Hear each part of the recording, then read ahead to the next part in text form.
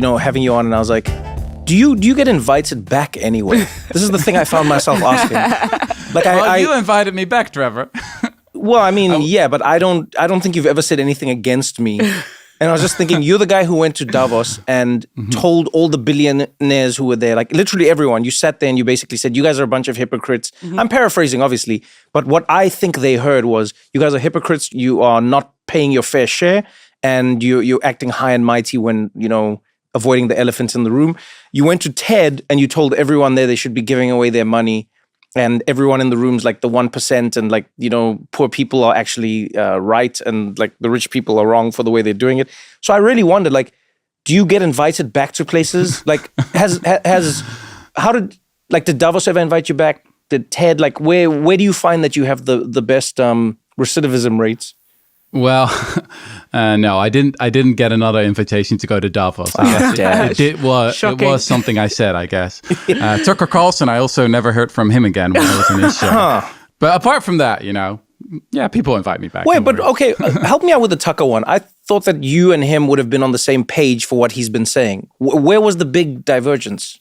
Well, I mean, this was just after I had gone to Davos, and indeed I had said some nasty things about billionaires and their massive tax avoidance and their massive tax evasion, and then, how they keep whining about their philanthropy. Well, maybe, just start with paying your fair share in taxes. Right. So then Tucker Carlson invited me on his show because apparently he liked it that I had, stuck it to the globalist elite or something like that. Yes. And I was like, well, you're also the elite, you're part of the problem. Like, you're, what is it? A millionaire funded by billionaires. So he didn't like that. Love it.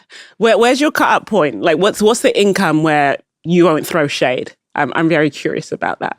What's the number? It's a good question. Depends on where you live, I guess. I mean, I just moved to New York, and it feels like you need to be a multimillionaire even to raise kids here. Yes, you do. I guess that depends. But it's easy to forget how wealthy people are when they live in rich countries. So where I'm from, the Netherlands, if you have just a median income, which is about, 35,000 euros annually. So what is that, $40,000 or something? You're part of the richest 3.5% in the world. So remember Occupy Wall Street, where people were saying we are the 99% and they are the 1%? Well, actually, from a global perspective, very often the people, who say that stuff on TikTok or Instagram, they're actually part of the top 5% in terms of income. Rutger, I completely agree, because I'm from England. And, whenever I go home, I'm like, this country is so poor. And I'm going to say that because Americans like skew your perception of what money is, right? Because there's just so much money here. Everything is so expensive. There was a piece in the New York Times recently about how they are giving financial aid to families that make $800,000 a year to attend private school. Because even though they have $800,000 a year, they cannot afford to send their kids to these private schools, which cost about $70,000 a year. And if you have 2-3 kids, do the numbers. And that's kind of the class that does pay taxes. And sometimes it's just you live in a place where, even though in the abstract, you're like among the wealthiest in the world, you're like, how am I going to pay for gas? How am I going to pay for my accommodation? How am I going to give my kids a better life? So you can be rich here and feel really poor. Well, actually, then maybe that's a good place to sort of jump into. Like, when we talk about people being in a 1% and in a 99% and et cetera, is it fair to do that to people when they're not living in the globe? And I mean this because I sometimes think about like how people see their lives. Politicians will always talk to people and say, your lives are better than ever. The mortality rate is lower than, and someone's like, yeah, I'm broke. I'm poor. Someone will be like, oh, white privilege. And then there's a white guy working in like the Appalachian Mountains somewhere vibes. And he's going, where's my white privilege? Like, I want this white privilege you're telling me about. And then you have to get academic and explain it to him. If you were black, your situation would be way worse. What are we actually trying to do when we tell people that they're in the 1%? Are we trying to get them to give more, or are we trying to get them to feel guilty about having more? So I do think it's valuable if people, who are really privileged, who went to a fancy Ivy League university or something like that they really realize that they are very privileged.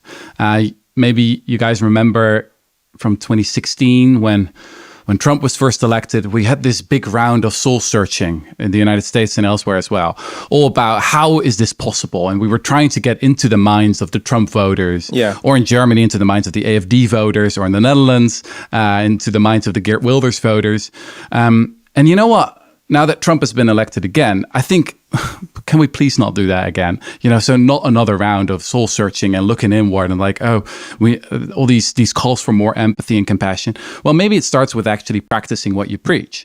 I think that the big betrayal of educated elites in this country and elsewhere has not been a lack of empathy, but a lack of actually contributing to making this world a better place, right? You've got so many of these Ivy League graduates, like Harvard. 45% of Harvard graduates go into consultancy and finance. What do they do for a living? Do they really, contribute to society? Well, you can ask them, and quite a few polls find out that they're often very likely to consider their own job socially useless. So I really consider that the big betrayal, that kind of hypocrisy where people claim the moral high ground, but don't actually live up to it. So, but let's talk about this through the lens of different countries. I actually love the fact that all three of us come from a place where we're all experiencing the world slightly differently. And obviously, we all now live in the US, but we've all seen the idea of poverty and the idea of suffering expressed and maybe even experienced differently, So when I think of the Netherlands, I think of a place where things are going well. Every time I'm in the Netherlands, I'm just like, wow, your roads are great and everything seems to be working and things are good. But then I see people voting the same way that, let's say, what a quote unquote typical Trump supporter would vote like in the US. And they're saying the same things. Oh, our lives are getting worse. Things are getting worse. I go to the UK. Now, the UK doesn't seem as up to date as, let's say, the Netherlands. London might be great, but as soon as you get a little bit out, even when I went to Brixton, I was like, okay. Not too much now, Trevor. No, it's true. It's I'm true. from Brixton. Yeah, but there's like a part of Brixton that's super nice. Oh, yeah, and then you go past the tube station. You're like, what's going on here? Exactly. There's always one station. Yeah. But even then, when I'm in the UK, I'm like, oh, wow, I understand that for your country, you're having a tough time. But the people there are really like, wow, this is the worst experience we're having. It's all going down. And then in South Africa, it's the same thing at a different standard or quality of living. And so it almost makes me wonder, I go, what is more important? What's actually happening to people or how they feel about what is happening to them? Do you know what I mean? Like, I don't know what you think. In the UK, do you think how they feel matches up with their lives? Or do you think they just notice their lives depending on how they feel? It's interesting, maybe because now I compare the US to the UK a lot more. Now I've lived here for like nearly 10 years. Yeah. And, when I go back to the UK, everyone's like, oh my God, the guns. That's what the first thing they say about me. They're like, oh, the guns and healthcare. And obviously Trump and the other lady that was trying to be president. They're like, you live in a crazy place. But the thing I have noticed is kind of like this, because of austerity, I don't know how much you know about the Tory government. It's kind of like this urban, suburban, rural blight. You can see the lack of investment you can. In people and the country. And stores are boarded up. They're dilapidated. Where I used to work in this department store called Alders, which is now closed, in the Whitgift Centre in Croydon. And if you go to the Whitgift Centre now, it used to be this like bustling kind of shopping mall. And now you're like, it's like a ghost town, right? Like this NHS, which is like brilliant, free healthcare. But people are like, I'm on a list for 2 years to get a knee replacement. Okay. And when I go into central London, a lot of the wealth I see is foreign wealth. I don't necessarily come across people who are like, I was born and raised in London and I made my dream come true here. So, I just see the gap between the have and the have not seems to be getting wider everywhere. But in America, it's more acute because there's just so much money here, if that makes sense. That makes a lot of sense. Rutger, I want to know, like, when I think of you, and I think maybe this is probably how most people see you in the world who are familiar with your work. They see the historian, they see somebody who's a journalist. And I think in many ways, they also see somebody who is really adept at looking at studies and the way the world actually works versus how we think it works. So when you look at 3 different places where people have the same feeling, even though they're having a different experience, what do you think it tells us about how people are experiencing the world? So I think that there are 2 ways to travel. You can travel in time, obviously, or you can travel in space. And if you go to another country, then very often you realize, oh, wow, so there are different ways to doing things, right? And that's just like history. I think the main lesson of studying history is that things can be different. There's nothing inevitable about the way we've structured our society and economy right now. I've personally also always been fascinated by this question of how radical ideas, seemingly crazy ideas, can, over the years and decades, become reality, both for better and for worse. Actually, I spent about a year studying the abolitionist movement, mainly the British abolitionist movement, because that was the most successful one. And what you realize, if you go back to, say, the year 1750, and you would have stood on a street corner in London or Pennsylvania or New York, and you would have said, abolish the slave trade, abolish slavery, most people would have said, you're utterly nuts. That could never happen, and we really need this. This is like fundamental to our economy. And then obviously it took many, many decades, and it started with a small group of really committed black and white abolitionists. But it does happen. So I've always been fascinated by those processes, how the crazy can become inevitable. What did they do well? Like what was it that made their movement as successful as it was? You could write a very long book about that. I think that actually... that's what you do. That's exactly what you do. Yeah. So as I was studying, in particular, the British abolitionist movement, I was like, this is almost like a self-help book for modern day activists and revolutionaries, because there's so many lessons we can learn from it. One of the first big lessons is that it takes a coalition. So very often these days, people are, I think, too purist about their ideals, right? They only want to work together with people who are exactly on the same side. But then you study some of these great movements and you realize that they were actually coalitions of people who very often disagreed vehemently about pretty fundamental things. Oh, damn. In this case, it all started with the Quakers, which was a very weird, radical Christian sect. They didn't get much done for a long time until they started working together with the evangelicals, right? This was in the day when evangelicals were not just on TV trying to make money. So that's one really important lesson. And another one that is, I think, very relevant today is that in history, very often the right things happen for the wrong reasons. So I really had this epiphany as I was studying the life of Thomas Clarkson, who was one of the main British abolitionists. And he was trying to make the argument in Westminster, in the British Parliament, that the slave trade ought to be abolished. And from a modern day perspective, you would say, well, obviously your most powerful argument is that this is the most immoral system that ever existed, right? It is... The historians of the future will judge us very harshly for this. Well, actually, that didn't work at all. What Thomas Clarkson did discover is that once he started advocating for the suffering of white sailors on these ships who were dying in droves, then all the politicians were suddenly paying attention, right? And that was a really powerful political argument. Yeah, this is something I'll chat to friends about when I think about movements or ideas. I go, oftentimes we think, because we live in the age of the most morality, we think that morality is what moves people. But most of the time, it's an incentive that's, just attached to the other person. Oftentimes it's financial, but when it's not, it's literally directly attached to them. And so you think of like Martin Luther King. It's amazing how the boycott was really like, one of the biggest tools in his arsenal. It was like, okay, black people are not going to ride on your buses. We're not going to support your businesses. And then people are like, okay. Apartheid in South Africa. As much as it was like, shame and this and that, it was the world saying, we're not going to buy your stuff and we're not going to sell you stuff. And then at some point, the apartheid government says, this is not sustainable for us. We can't keep doing this. Yeah. And so then it makes me wonder, like, with your work, you talk about like humans being kind and being good, etc. But then the work that you study seems to suggest that kindness isn't necessarily the thing that moves us in the right direction. So how do you deal with the paradox in your own work? Yeah, so my very first book was called Utopia for Realists, and it was about all these crazy ideas, like, can't we just abolish poverty by giving everyone money, which is called a universal basic income? Can't we abolish all borders around the globe? Can't we move to a much more participatory form of democracy?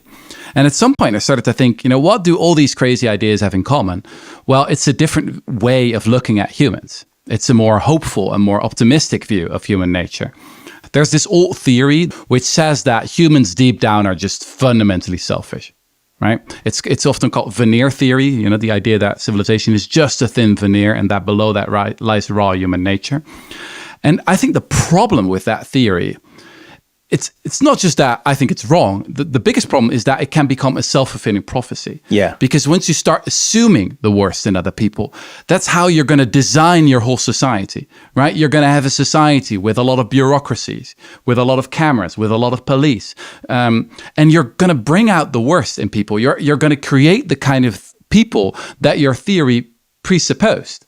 So obviously, humans are capable of the most terrible atrocities. We do things that penguins would never think of doing, right? Concentration camps, genocides, apartheid, you name it.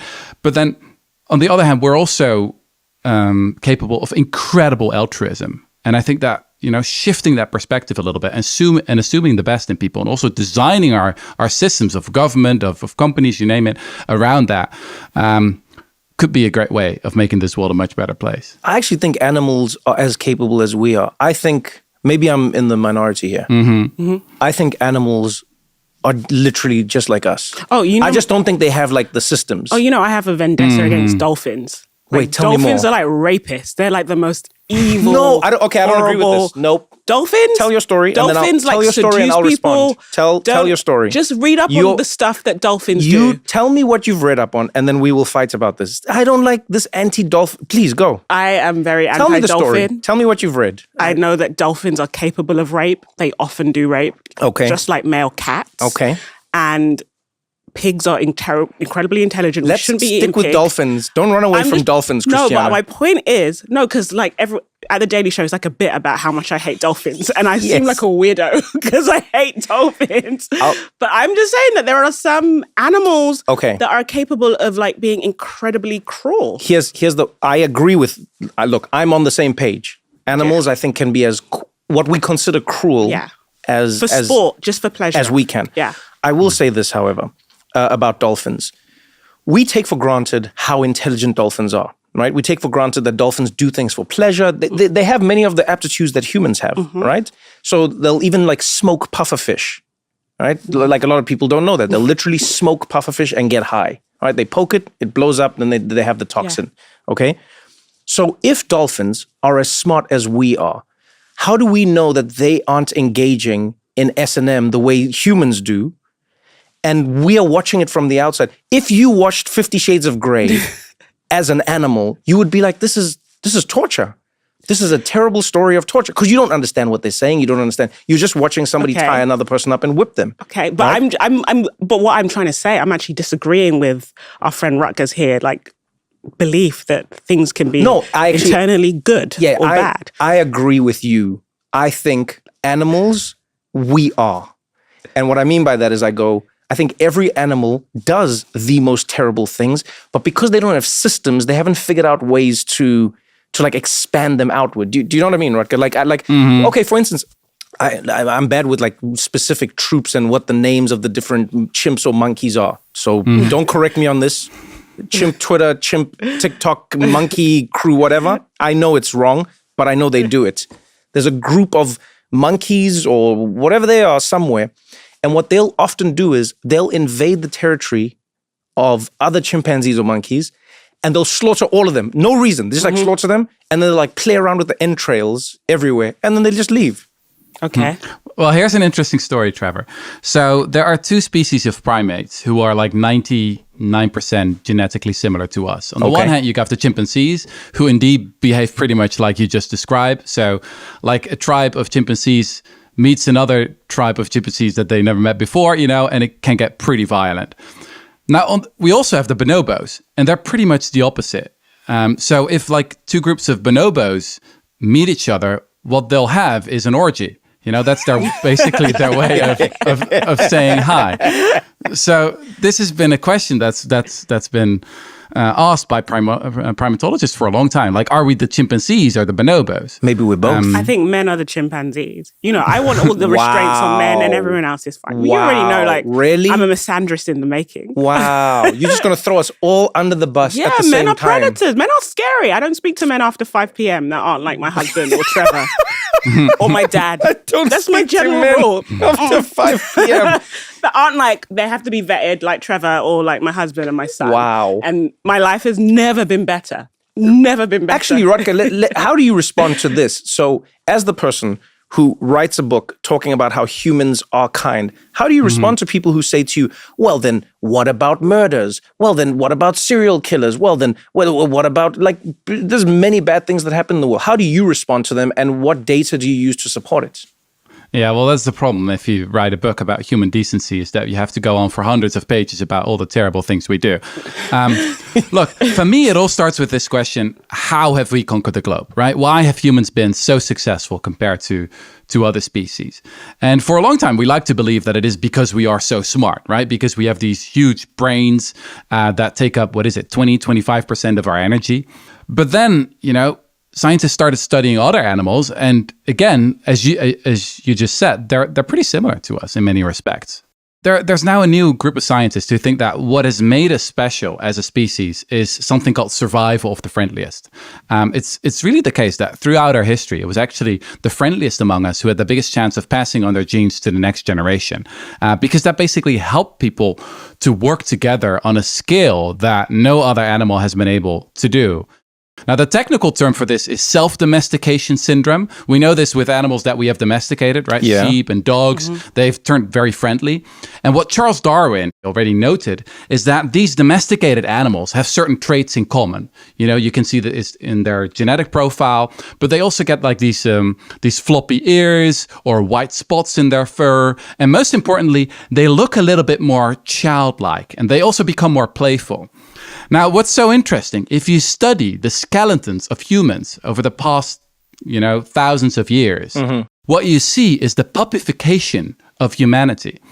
So we literally look much like friendlier, more childish than we look 50,000. Humans have become cuter over time. Exactly. So this is my grand theory of human nature. I call it homo puppy. That's the term I hope to be remembered for in the annals of science. But it's very, very much contrary to the way people often think about, how we have conquered the globe, right? That we murdered all the Neanderthals or something like that. Well, actually, modern scientists think pretty much the opposite. So I believe that theory. And the reason I believe it is because I drive. I know a lot of people who are anti-humans, and they'll be like, you can't trust humans. You can't. Then I go, but you drive. If you spend any time driving, you believe humankind is good. No, I drive perpetually terrified. Yes, Trevor. but you drive. Because I live in Los Angeles. No, but you drive. If you drive, you are inherently believing that every other person on the road who's driving is going to respect a painted white line. This is literally what separates you. That's not morality. That's just a reason. I believe humans are rational. Yes, but what I'm saying is that's what I believe in. I think we have made it all about like kindness. Yeah. When really most of humankind is rational. And so in our rationality, I believe we are rational enough to realize that it's not a zero-sum game. And so when you see somebody else's child fall, you'll pick them up most times. I don't think so. No, but I think that's why we exist as people. Have you been to a park recently, Trevor? Have I been to? Yeah, but now you modern parents, you're not even allowed to like look at another person's child or help them. When I grew up, even in South Africa now, people can still be like friendly and help you with your child. You're talking about a very specific, like sad thing that's happened in America. I argue for the most part, human beings, and I think it's demonstrated in our very nature, right? We get on a plane, we trust, we don't even know the pilot. We've never even seen this guy's certificate, right? We just fly. It's this weird system where because the trust is so latent and the morality is so latent, we then notice the anomalies in society. Yeah. And then we go, look how bad we are. Okay, so I understand what you're both saying, Rutger, Trevor. She's very pessimistic, Rutger. Like Rutger, I mean, I objected to your work because you don't like Hobbes, and I agree with Hobbes. I have a very dismal view of human nature. You've got a picture of him on course, near your bed or something like that. The old British philosopher. I have a Leviathan poster in my bedroom. No, but I think, and maybe I think actually becoming a parent has probably deepened my, not pessimism, it's fear. That's where I'm speaking from. And a lot of people have this genuine fear of other human beings, of systems, of institutions right now. And I think a pronounced version of that is like the Trump voter who's like, I want the wall, I don't want immigrants. Yeah. Or it's like a mother like myself who like doesn't believe in sleepovers because I'm like, I don't want my kid getting molested. And everyone's like to me, you're crazy. And I'm like, well, child molesters everywhere. They're like, are they really? But like, I think for a lot of people who are afraid for valid reasons. Or, you know, you'll read the newspaper and they'll say crime is down. But like people feel like crime is up. Like women won't jog in a park at night, you know? So it's really hard, I think, for myself and for a lot of people to reconcile this idea of like a good world and people being kind with like your lived experience, I guess. And I think as a parent, I feel that acutely because I'm like, everywhere I go, I like grab my kids' hands. Rutger, you recently you recently became a parent. I want to know if your views have changed because you were the person who was, and please correct me at any point, but I mean, like, you were very much the person who's willing to like experiment and say, let's have open borders. Let's give everybody universal basic income. This is the world we should be living in. It's open it up a lot more than you think we should because we will actually be good to each other. I want to know if you noticed any changes in yourself once you became a parent. Did you become more or less conservative in your own eyes? So often people say, oh, becoming a parent really made me more idealistic because, you know, that was the moment when I realized that we really need to take care of future generations. You know, actually quite often I see the opposite, is that people, I don't know, maybe turn inward a little bit. So I've been actually trying to fight that. Oh, but you feel it though, it's pulling you then. Yeah, I think it's fine. You know, this discussion really reminds me of this news story from, I don't know, maybe 10 years ago when a Danish woman was arrested in the US because she had parked her stroller with, I think, her baby in it next to a cafe while she was getting takeaway coffee. And she was arrested for child neglect. While in Denmark, where she's from, you know, that's like entirely normal to do. Standard. Yeah, I mean, that's life. I think what I'm struggling with is I grew up in a very like communal culture. So there was a lot of trust with like, leave your baby outside. Leaving your baby at people's houses and you're like, I have to work. I do the night shift. I'm going to come pick up my kid when I can. Like, it's that type of culture. And I think in like this like hyper-capitalist weird world where there are no communal bonds, like you don't even know the names of your neighbors, it becomes really hard to be like, well, your neighbor is probably trustworthy and kind and somebody that is as valuable as yourself. Do you know, like, I think that like our atomization is contributing to like this very real fear of other people and people just hoarding their resources. Like, so it kind of becomes like this self-fulfilling prophecy in a way, but the way we live our lives, I think, informs it a lot. Yeah, and important that it's in the interest of those in power for us to be cynical about human nature, right? Sure. Because that justifies the hierarchy, that justifies all these power differences. You know, as I was going on a book tour, making this argument that humans have evolved to work together and that we are the product of survival of the friendliest. What really struck me is that I got most pushback from journalists. And I think it's logical. I mean, journalists spent most of their careers, their days, writing about what goes wrong, right? So people who actually are more tuned into the news, who are addicted to the news, they're often much more cynical. And I got most praise, actually. I received a lot of emails from hitchhikers. There's this one, I forgot his name, this guy who like is the professional hitchhiker. He's been really going everywhere. I didn't know this still that's my exists. experience. You can go everywhere. You can go every country. And people are basically friendly to strangers pretty much everywhere. And I was like, well, that is lived experience, right? That is very different from the journalist mindset where you continuously are on the lookout for newsworthy things. It's a problem with the goodness, right? As Trevor said, it's the water we swim in. It's very easy to miss because you're just used to it. Yes. And by the way, one final thing. I had a pretty different experience actually moving to New York. So, I mean, I like my neighbors in the Netherlands, but in the Netherlands, right, our social circle is much more closed off. But I moved here to Brooklyn and everyone's so friendly. Everyone's so kind. Everyone's like, no, welcoming to the neighborhood. Like my neighbor literally said, yeah, you can have sleepovers. You invite people, you know, in my apartment. It's all fine. So I don't know, maybe that's just Brooklyn, but my experience was pretty different. Yeah, I think your experience is also like informed by the body you're in, you know? So my experience as a Black woman when I go to Nigeria and they kind of clock me as a Westerner means they're like, we can get money. You're a white woman. I can get money out of this one. You know, may vary in certain parts of Los Angeles. And, you know, so maybe lots of people in the world are like, you know what? Yeah. When I come into a space, people aren't welcoming. And then that reinforces this idea then like, it makes you feel like, are humans really kind? Are groups really kind? Yeah. And as you said, it benefits these billionaires. Sometimes I get this question. Maybe you get that as well, Trevor, but maybe it's particularly true for me. When people ask me, so Rutger, do you get any abuse on Twitter or, on socials? And I'm like, not really. I mean, not really anything that hurts. I'm white. I'm heterosexual. I'm a man. So that's my advice. If you don't want to get abuse online, be a man, be heterosexual. It works incredibly well. So yeah, you're absolutely right. That and part of me wonders this as well as I think about this book I wrote, Humankind. Is it just one big expression of privilege? Is it a telling fact that I wrote that book? Probably. But can I interject with one thought here? You actually are the person who made me realize this one day.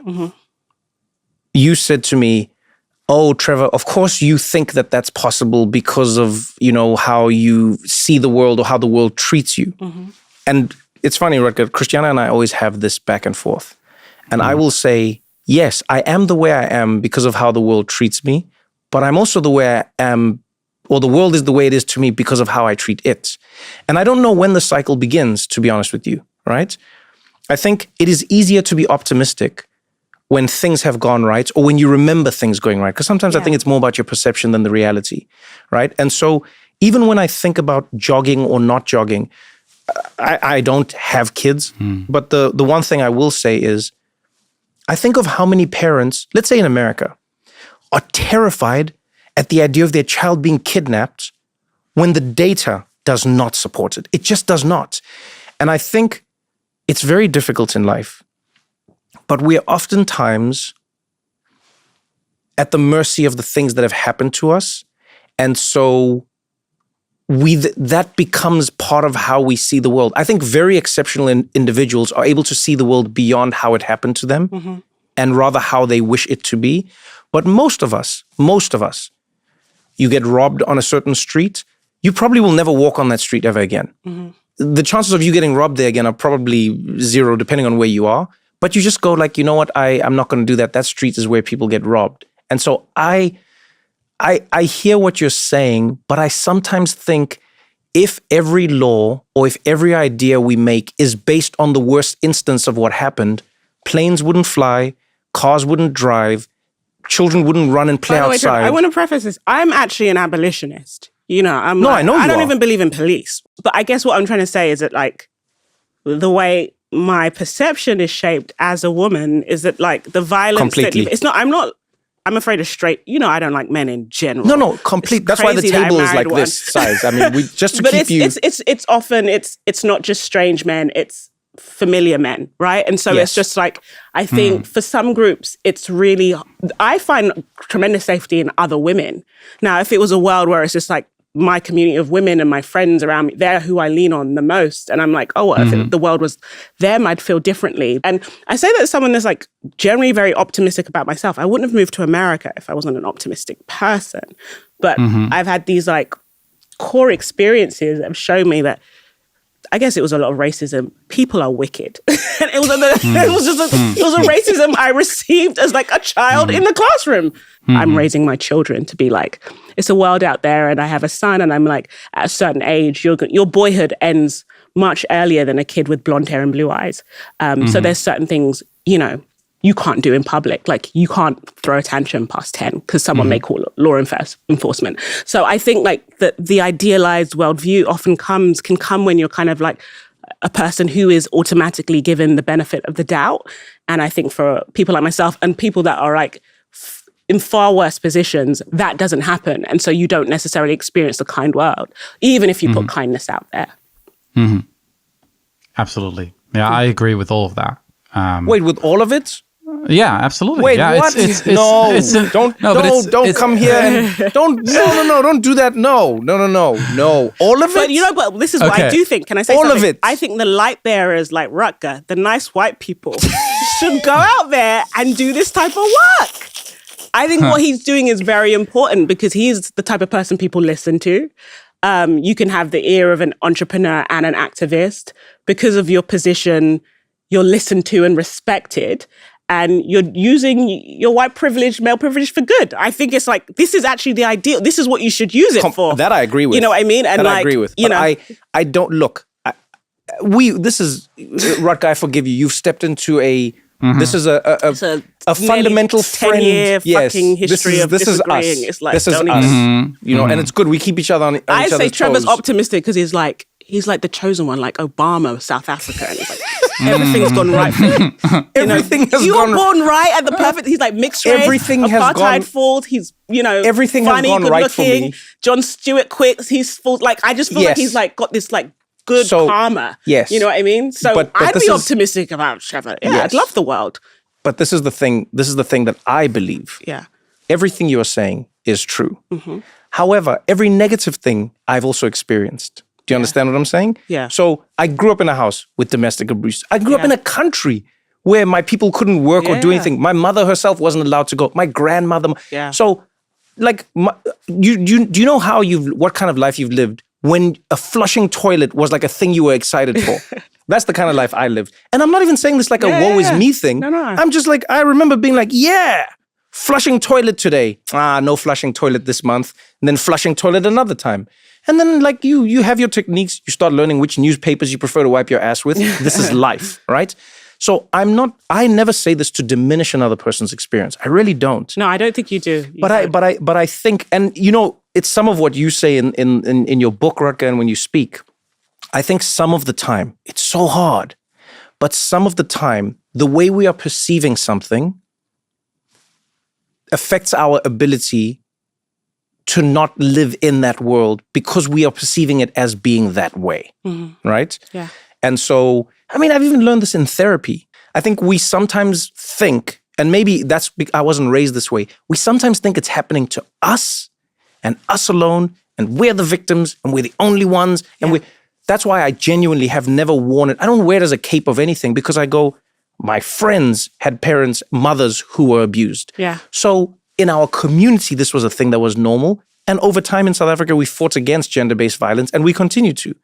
But because I was never taught that, no, Trevor, this is happening to you, I then didn't think that it's happening to the world, and I didn't think that I was like suffering because of it. Yeah. You know what I mean? Yeah. So that's where I come back to the car analogy of it all. The reason I say I don't agree with you on all of it, but you know I agree with you on most of it, is I go, there are still hundreds of thousands of women who do run at 5 a.m. There are still hundreds of thousands of women who do run. You know what they have? At You know, 10 I carry p.m. a box cutter in my handbag. Yes, they run with like pepper spray. I understand this, but this is what I mean. This is like one of the hardest things. In fact, you know what? Let's take it away from a personal injury in that way, and let's think of it through the lens of crime. Because in South Africa, we deal with this. South Africa has one of the highest crime rates in the world, right? But it is not happening to most of the people most of the time. And most people have not been affected by that crime, but they do get affected by it. And if it does actually happen to you, it is the only thing that is true in your world. And I cannot say to anybody who has been affected, no, it's not as bad as you think, because to them it is the full version of what they think. For sure. Do you know what I'm saying? Yeah. So what I'm always trying to do, and this is why I fight with my friend, because I go, I don't ever want us to live in a world where we think, like you said, you can only hold one thought. Some people will say, my parents didn't love me. They were abusive. I'm like, or your parents grew up in a world where they beat you and all kids were beaten. And now we don't believe that that's the right thing. And now they think it's like timeouts and conversations. But to Rutger's point, maybe in like 15 years, maybe in 20 years, they'll be like, hey, actually timeouts are worse on a child's mental health. It's already happening. Oh, well, there's there you go. Anti-timeout. Well, there you go. Right now. Do you know what I mean? So I think there's a difficulty in processing how kind humans are versus how bad human beings individual can be and how much harm they can do versus you know what I mean? Yeah. One person can kill many people and now all of us feel like the world is full of killers. But we forget that like when one person was shooting in a crowd, everyone was running. Yeah. So there's more runners than there are shooters. I know, I do believe listen, I want to be clear so everyone doesn't think like I'm a complete pessimist. No, I don't think you are. You know, I think you're a secret optimist. In fact, I think you challenge us. I'm optimistic about myself. I keep telling you guys. But everyone, I just, because, you know, I there's so many people in my life I love because of their kindness, right? So it'd be like ridiculous for me to say. It's just I struggle with the idea of humanity as kind because of the way where we are right now. But that can change. I'm open to my mind being changed. So Rutger, what if you had to throw a Hail Mary? What is one thing? One, like, I know it's hard, but just like one example, story, study, data, anything where you would go, this is how you can believe that humankind is kind. My favorite story in the book is about this moment in 1965 when 6 boys shipwrecked on an island near Tonga. I had asked myself the question if there had ever been a real Lord of the Flies, and it turns out there was. 6 boys were at this boarding school in Nuku'alofa, the capital of Tonga. They were really frustrated. They thought school was boring, and they were like, let's go on an adventure. They borrowed a boat from a local fisherman and then ended up in a storm on the very first night. They drifted for 8 days, incredibly hungry, incredibly thirsty, but miraculously survived, and then washed up on this island that was, you know, totally forgotten, uninhabited, and they survived there for 15 months. And it's a real example of survival of the friendliest, because if they were really like nasty and not working together, well, we wouldn't be here able to tell their story. Now, what's happening there? I think it's really a combination of things. Obviously, it's Tongan culture, right? Which is a very cooperative culture with very essential skills where kids learn to swim, you know, basically in their first year already. So that's obviously essential. I also think, though, that it is a part of human nature, what we see expressed there. As I said, survival of the friendliest. It's kids working together and exhibiting traits that are also very much part of who we are as a species. So, you know, to Trevor's point again, this is one of those things where you can hold 2 seemingly contradictory thoughts in your mind at the same time. Yes, we're incredibly selfish, cruel. We're also one of the most cooperative and altruistic species in the animal kingdom. I think I realized because of your work, The Lord of the Flies has had more impact on how we see humankind than the real story, which it wasn't based on, obviously. But I'm saying The Lord of the Flies is how people think it's a real thing. They're like, well, I guess this is Lord of the Flies. And you're like, that's a fiction. We have based our reality on a fiction. And yet the realities never seem to be able to create the fictions that we want to live in or want to create. Yeah. And this is particularly the case when you look at natural disasters. So look at how disasters are portrayed in series and movies, and it's the same thing all the time. Civilization is a thin veneer, and people very quickly turn into animals, beasts, barbarians. They start raping, looting, plundering. And that's also how the press often behaves. You know, the most famous case here is Katrina, 2005, the terrible flooding. And the press was full of these horrible stories of people getting shot, of the looting and the plundering. Well, actually, we have got 60, 70 years of empirical evidence of anthropologists, sociologists going into these places and actually interviewing people, doing the rigorous empirical research. And time again, they found that disasters actually bring out the best in people. So every single time, doesn't matter where it happens, whether it's Japan or the US or South Africa, you get an explosion of altruism. Because once things really get serious like that, people are like, okay, we've got to stick together. We got to survive together. Sure, there are always some examples that then will get magnified in the press, but like the big headline story should be, oh, people are working together once again. Yeah, and I think a lot of that becomes how we see the world. If we are told the world is a way, then it does become that way. Yeah. You know? So I that's why I appreciate, honestly, I love what you do. Like I say, you don't tell us the world is perfect, but you tell us that humankind is inherently kind. We're going to continue this conversation right after this short break.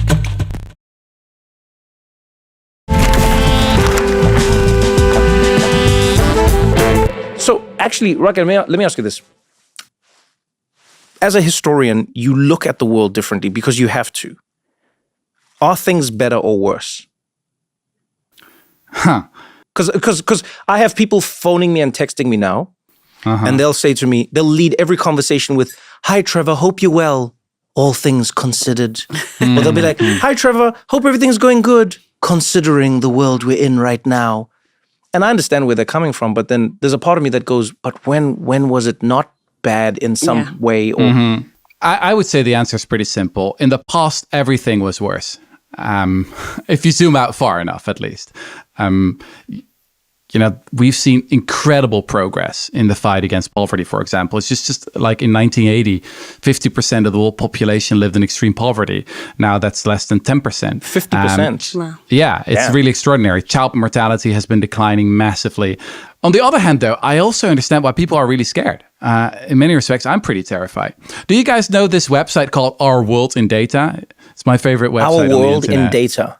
Yeah. No. Tell us about it. What is it?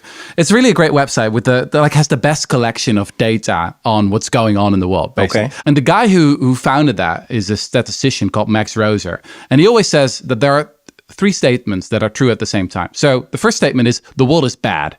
I mean, that is true. There are millions of kids dying from easily preventable diseases every single day. There are billions of animals being tortured in factory farms right now. Autocracy is on the rise. So there are lots of bad things.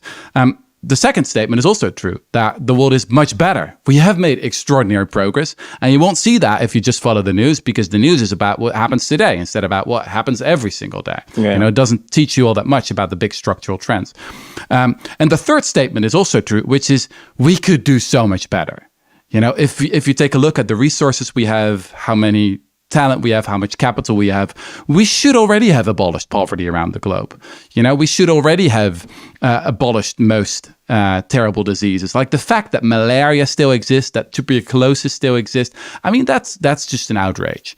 So, yeah, as you can see, I've got mixed feelings about this. So when you look at the world we're in now, how do you think the historian version of you in 200 years will look at you/us? This is something I always think about when I think of the time I'm living in, or even everything that happens, right? An election comes and then people are like, oh, this is the worst result. I can't believe. But then literally half of the country, let's say in America, are like, oh, thank God, reprieve. Yeah. We are now finally on the right track.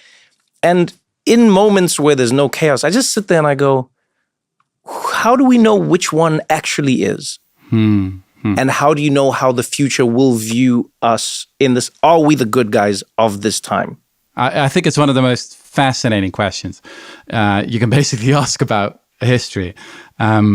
So if you look at all these civilizations we've seen, whether it's the Romans or the Aztecs or people in the Middle Ages, people throughout history have believed that they are the most civilized, right? Yeah. That they are on the right side of history. So the Romans, for example, thought that they were so civilized because they didn't sacrifice children for the gods. That's a good move. Then they did have the Colosseum, and they did throw naked women for the lions, etc. But that was just good entertainment during lunchtime. Yep, not a good move. Okay. So today we like to see ourselves as really civilized because we've, officially abolished slavery and the slave trade. We've got, universal suffrage.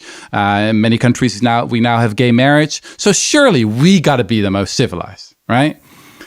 Well, that would be very coincidental if we turn out to be that one civilization who got it all figured out. I think it's quite likely that the historians of the future will look back at us. And I'm not just saying like, oh, the MAGA Republicans. No, I'm talking like about me, like about you. Like we're probably doing some things that are terrible, like moral catastrophes. And today, we have lots of progressives and liberals who care deeply about human rights and about all the injustices, but keep eating factory farm meat of animals that have been horribly abused. So that for me is one of those examples where the historians of the future could be like, they're going to look at us. What the hell? Yeah, what the hell were these people thinking? How could they unthinkingly keep participating in that incredibly cruel system? They're going to be on the news with their co-host who's a cow, because animals will be talking in the future. Let's be clear on this, everybody. They're already talking. And then, literally. And don't understand them yet. And then they're going to ask the cow, they'll be like, what do you think? And be like, whoa, man, the things you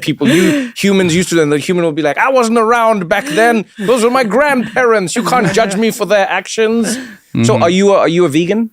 Yeah. Oh, okay. Have you always been a vegan? No. I was a quite fanatic carnivore. Yeah, well, then what changed? I guess reading. So I think the final nudge came from Yuval Noah Harari. You had him on the show the show as well, right? So he wrote this book called Sapiens about, the big picture, right? The history of humanity of the last hundreds of thousands of years. And in that book, he like doesn't make any moral judgment whatsoever. So he talks about the Nazis, and he's like, I don't know, describing it as, you know, just another culture, yes, right? Just another way of you know, the way humans can behave. And then at the end of the book, he talks about the way we treat animals, and he has this offhand remark where he says, well, this is probably the biggest crime in all of human history. And I thought that was very convincing, just by looking at the numbers, because the total number of people who ever lived is estimated at 117 billion. The total number of animals that we slaughter every year is 80 billion. So it takes us just a year and a half to slaughter as many animals as the amount of people that ever lived. And then if you look at the latest science, like every other week, there's a new paper coming out about how sentient, how sensitive, how intelligent chickens are, cows are. And I also felt so ignorant once I started digging into it. Like, for example, the fact that cows give milk. I was like, yeah, cows give milk. That's what they do. Well, actually, they have to be pregnant every year. They have to be made pregnant, basically. And then we take away all these calves, which is like a product that we very often can't use, so we abuse those calves in a terrible way as well. Yeah, I actually love veganism, like as a way of life. It's just like I love. I think it's crazy. I like Chanel. I think it's crazy. I'll be on the record and say this. I think it's crazy. I think I have fights with my friends about this all the time. So actually, Rutger, let me ask you this. For a few reasons. One, the way we inflict pain on them is unnecessary oftentimes, and we waste. We throw away so many of the animals that we've killed that I'm like, people, what are we doing here? Do you know what I mean? If you're going to inflict pain on somebody, at least like use it, eat it. Do you know what I mean? Like if you're going to kill me and my family, eat us is how I think, even as a human. Yeah. And I'm not a pig or a cow, but I don't like the wastefulness. Yeah. And I'm guilty of it too. Please don't get me wrong. I don't like the intelligence argument at all. I don't like that at all, because I find myself going, if people are telling us that we should not be eating animals because they are sentient and they think and they feel, I'm like, wait. So now we're making this a moral thing. So we should or shouldn't eat things that are closest to us as humans, and then the things that are not, we shouldn't treat accordingly. I don't want to live in a world where we are making that type of judgment based on what we think or how close we think something is to us, because that's also the argument we use to inflict pain and suffering on other people. Do you know what I mean? So we'll be like, oh no, they're not as intelligent as we, therefore they can be slaves. Therefore they can be punished and beaten and put in prison. And I think that's like the same argument, just the other way around. So I go, if you're going to eat something, eat it with respect. Do you know what I mean? Be like, yeah, like I don't think a lion looks down on a zebra. You know what I mean? I don't think a lion's like this stupid zebra, that's why I'm eating it. It's just like, no. This is how I live. And I caught you and I eat you. Some of the indigenous cultures I bumped into traveling around the world, they have a very respectful thing, even in South African culture. A lot of it.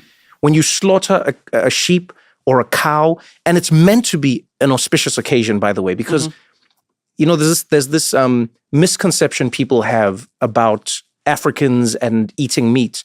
And the truth is, Africans didn't used to eat that much meat. You would only slaughter an animal for a big occasion. It was like you were giving away your daughter to another tribe. What a loss of life. What a loss of a future. And so you would have this moment. And in that, they would teach you, when you're slaughtering the animal, you'd first go and speak to it. You'd say, thank you. You would have this acknowledgement. And so I don't mind like vegan or not. I think everyone should be able to do what they can. But I don't like it when we make it about intelligence or not. It's like, no. Wow. So we're saying like dumb things deserve to be killed. So there's a famous philosopher, Jeremy Bentham, in the late 18th century, who already made the point. It's not about how smart animals are.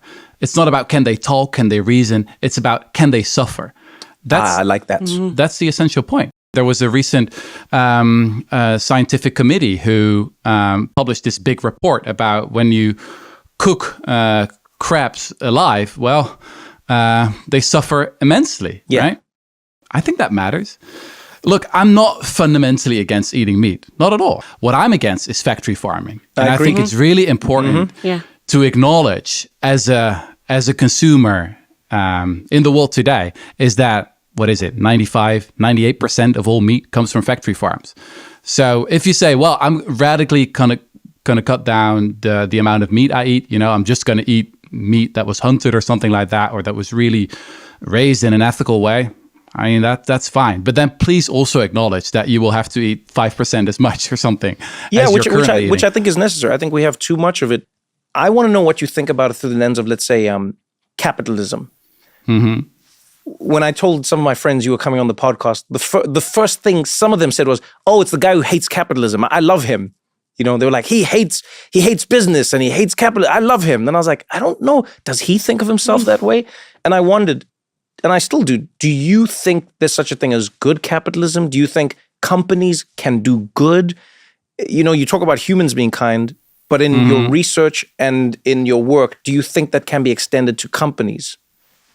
Oh, absolutely. You know, I'm a pretty old-fashioned European social democrat. So I think that sometimes some tasks are best done by the government, sometimes by civil society, and sometimes by markets, right? I wouldn't want the government to try and invent an iPhone and to market it to customers. You know, they're probably going to be really bad at it. Just look at the Soviet Union. So actually, one thing I like about having moved to the United States is that, yeah, some cliches are really true. There's a much more entrepreneurial culture here.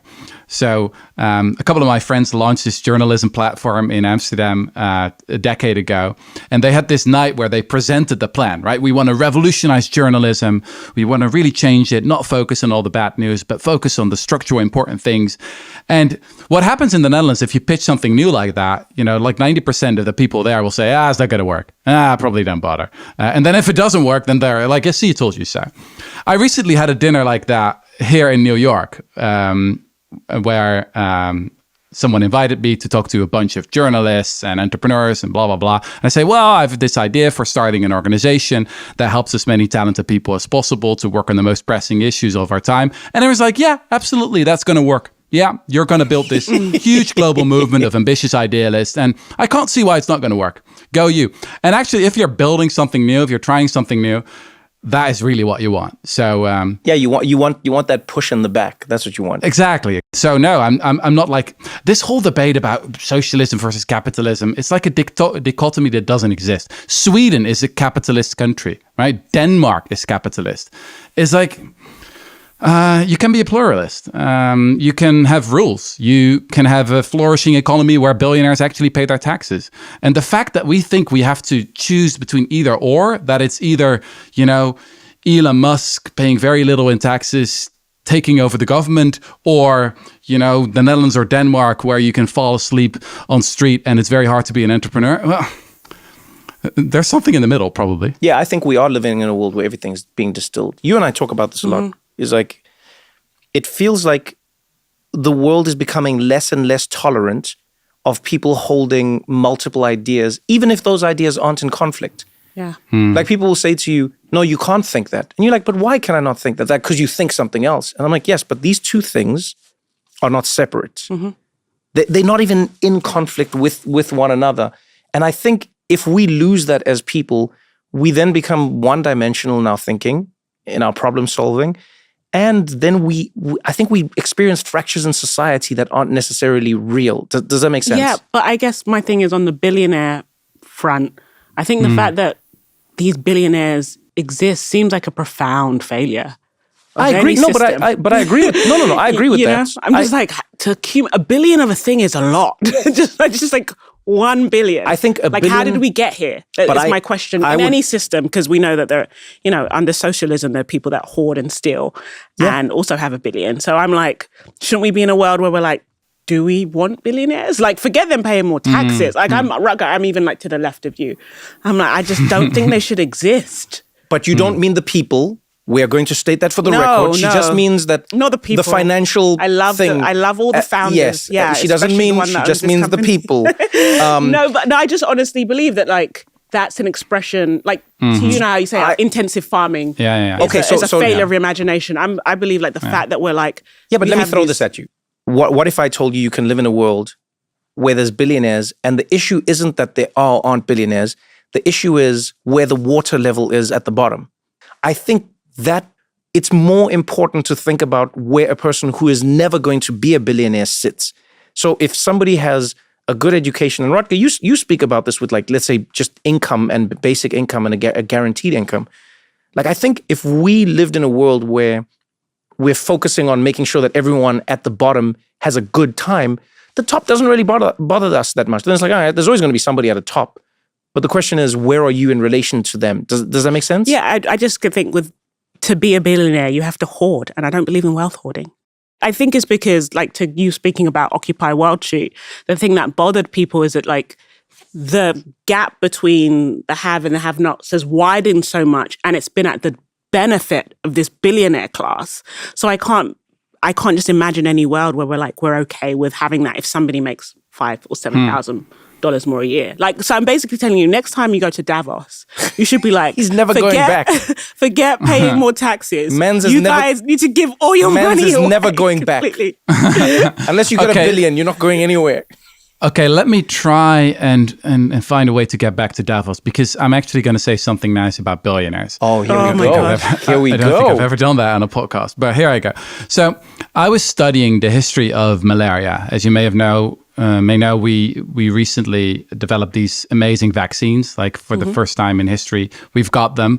This has been one of the most deadliest diseases in all of world history. And it took us decades and decades to finally get the vaccine. And I was wondering, like, why did it take so long? It turns out that actually in the early 80s, scientists already understood that we could develop a vaccine. The problem was that it was mostly poor people in poor countries who were dying from it, and a lot. So between 1980 and 2020, around 40 million people died from malaria, which is about as much as how many people died in Europe during the Second World War. And for HIV/AIDS, there was a massive movement in wealthy countries because also wealthy people were dying from HIV/AIDS. So we developed amazing medicines against that, but not for malaria. The tragic thing and the embarrassing thing is that it took a tech billionaire, in this case Bill Gates, in the year 2000 to say, okay, well, let's actually finance the research that is necessary, that governments are not doing it. And also not like the liberal governments, like socialist government. Denmark wasn't doing it. The Netherlands wasn't doing it. And I think that is something where sometimes philanthropy can play a role, to do that stuff that is so neglected because it's so unpopular to do. And yeah, I think like someone like Bill Gates deserves an enormous amount of credit for it. He really changed the course of history in that respect. So, okay, that's it. That's the one nice thing I've... We got a pro-billionaire statement out of Rutger. I mean, this is massive. Don't go anywhere, because we got more What Now after this.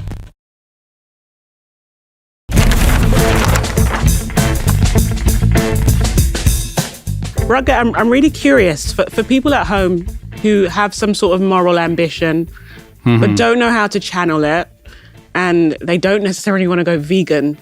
What can you do in your little patch of the world to make it better?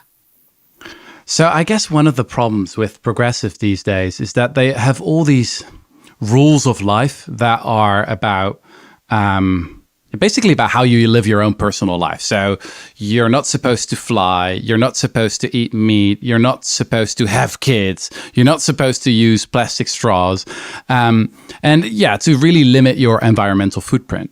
I think the problem with that kind of reasoning is that in the best possible scenario, if you've done everything right, then you have a environmental footprint of 0, and you might as well not have existed, right? So then death is the highest ideal. You might as well just kill yourself. I think we got to talk much more about the actual positive things we can do to make this world a much better place. And what history teaches me is that always starts with groups coming together.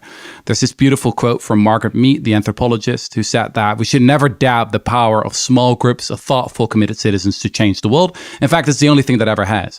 So I guess we need like safe spaces for do-gooders who come together, places where you don't have to be embarrassed that you actually believe that some things could be radically improved.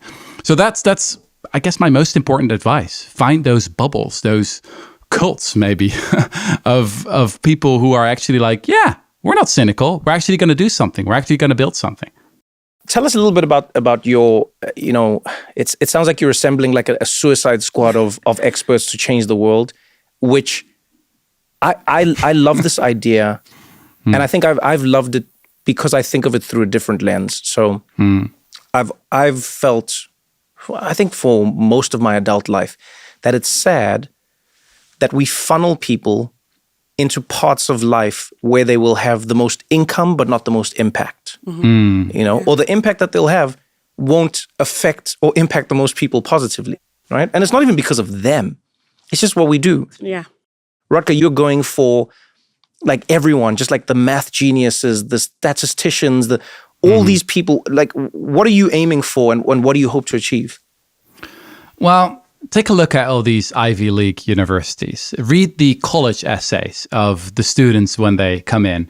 And it's all about the big problems they want to solve. They want to work at the UN, solving world hunger. They want to fight the next pandemic. They want to fight the tobacco industry, create beautiful new innovations that make this world a much better place.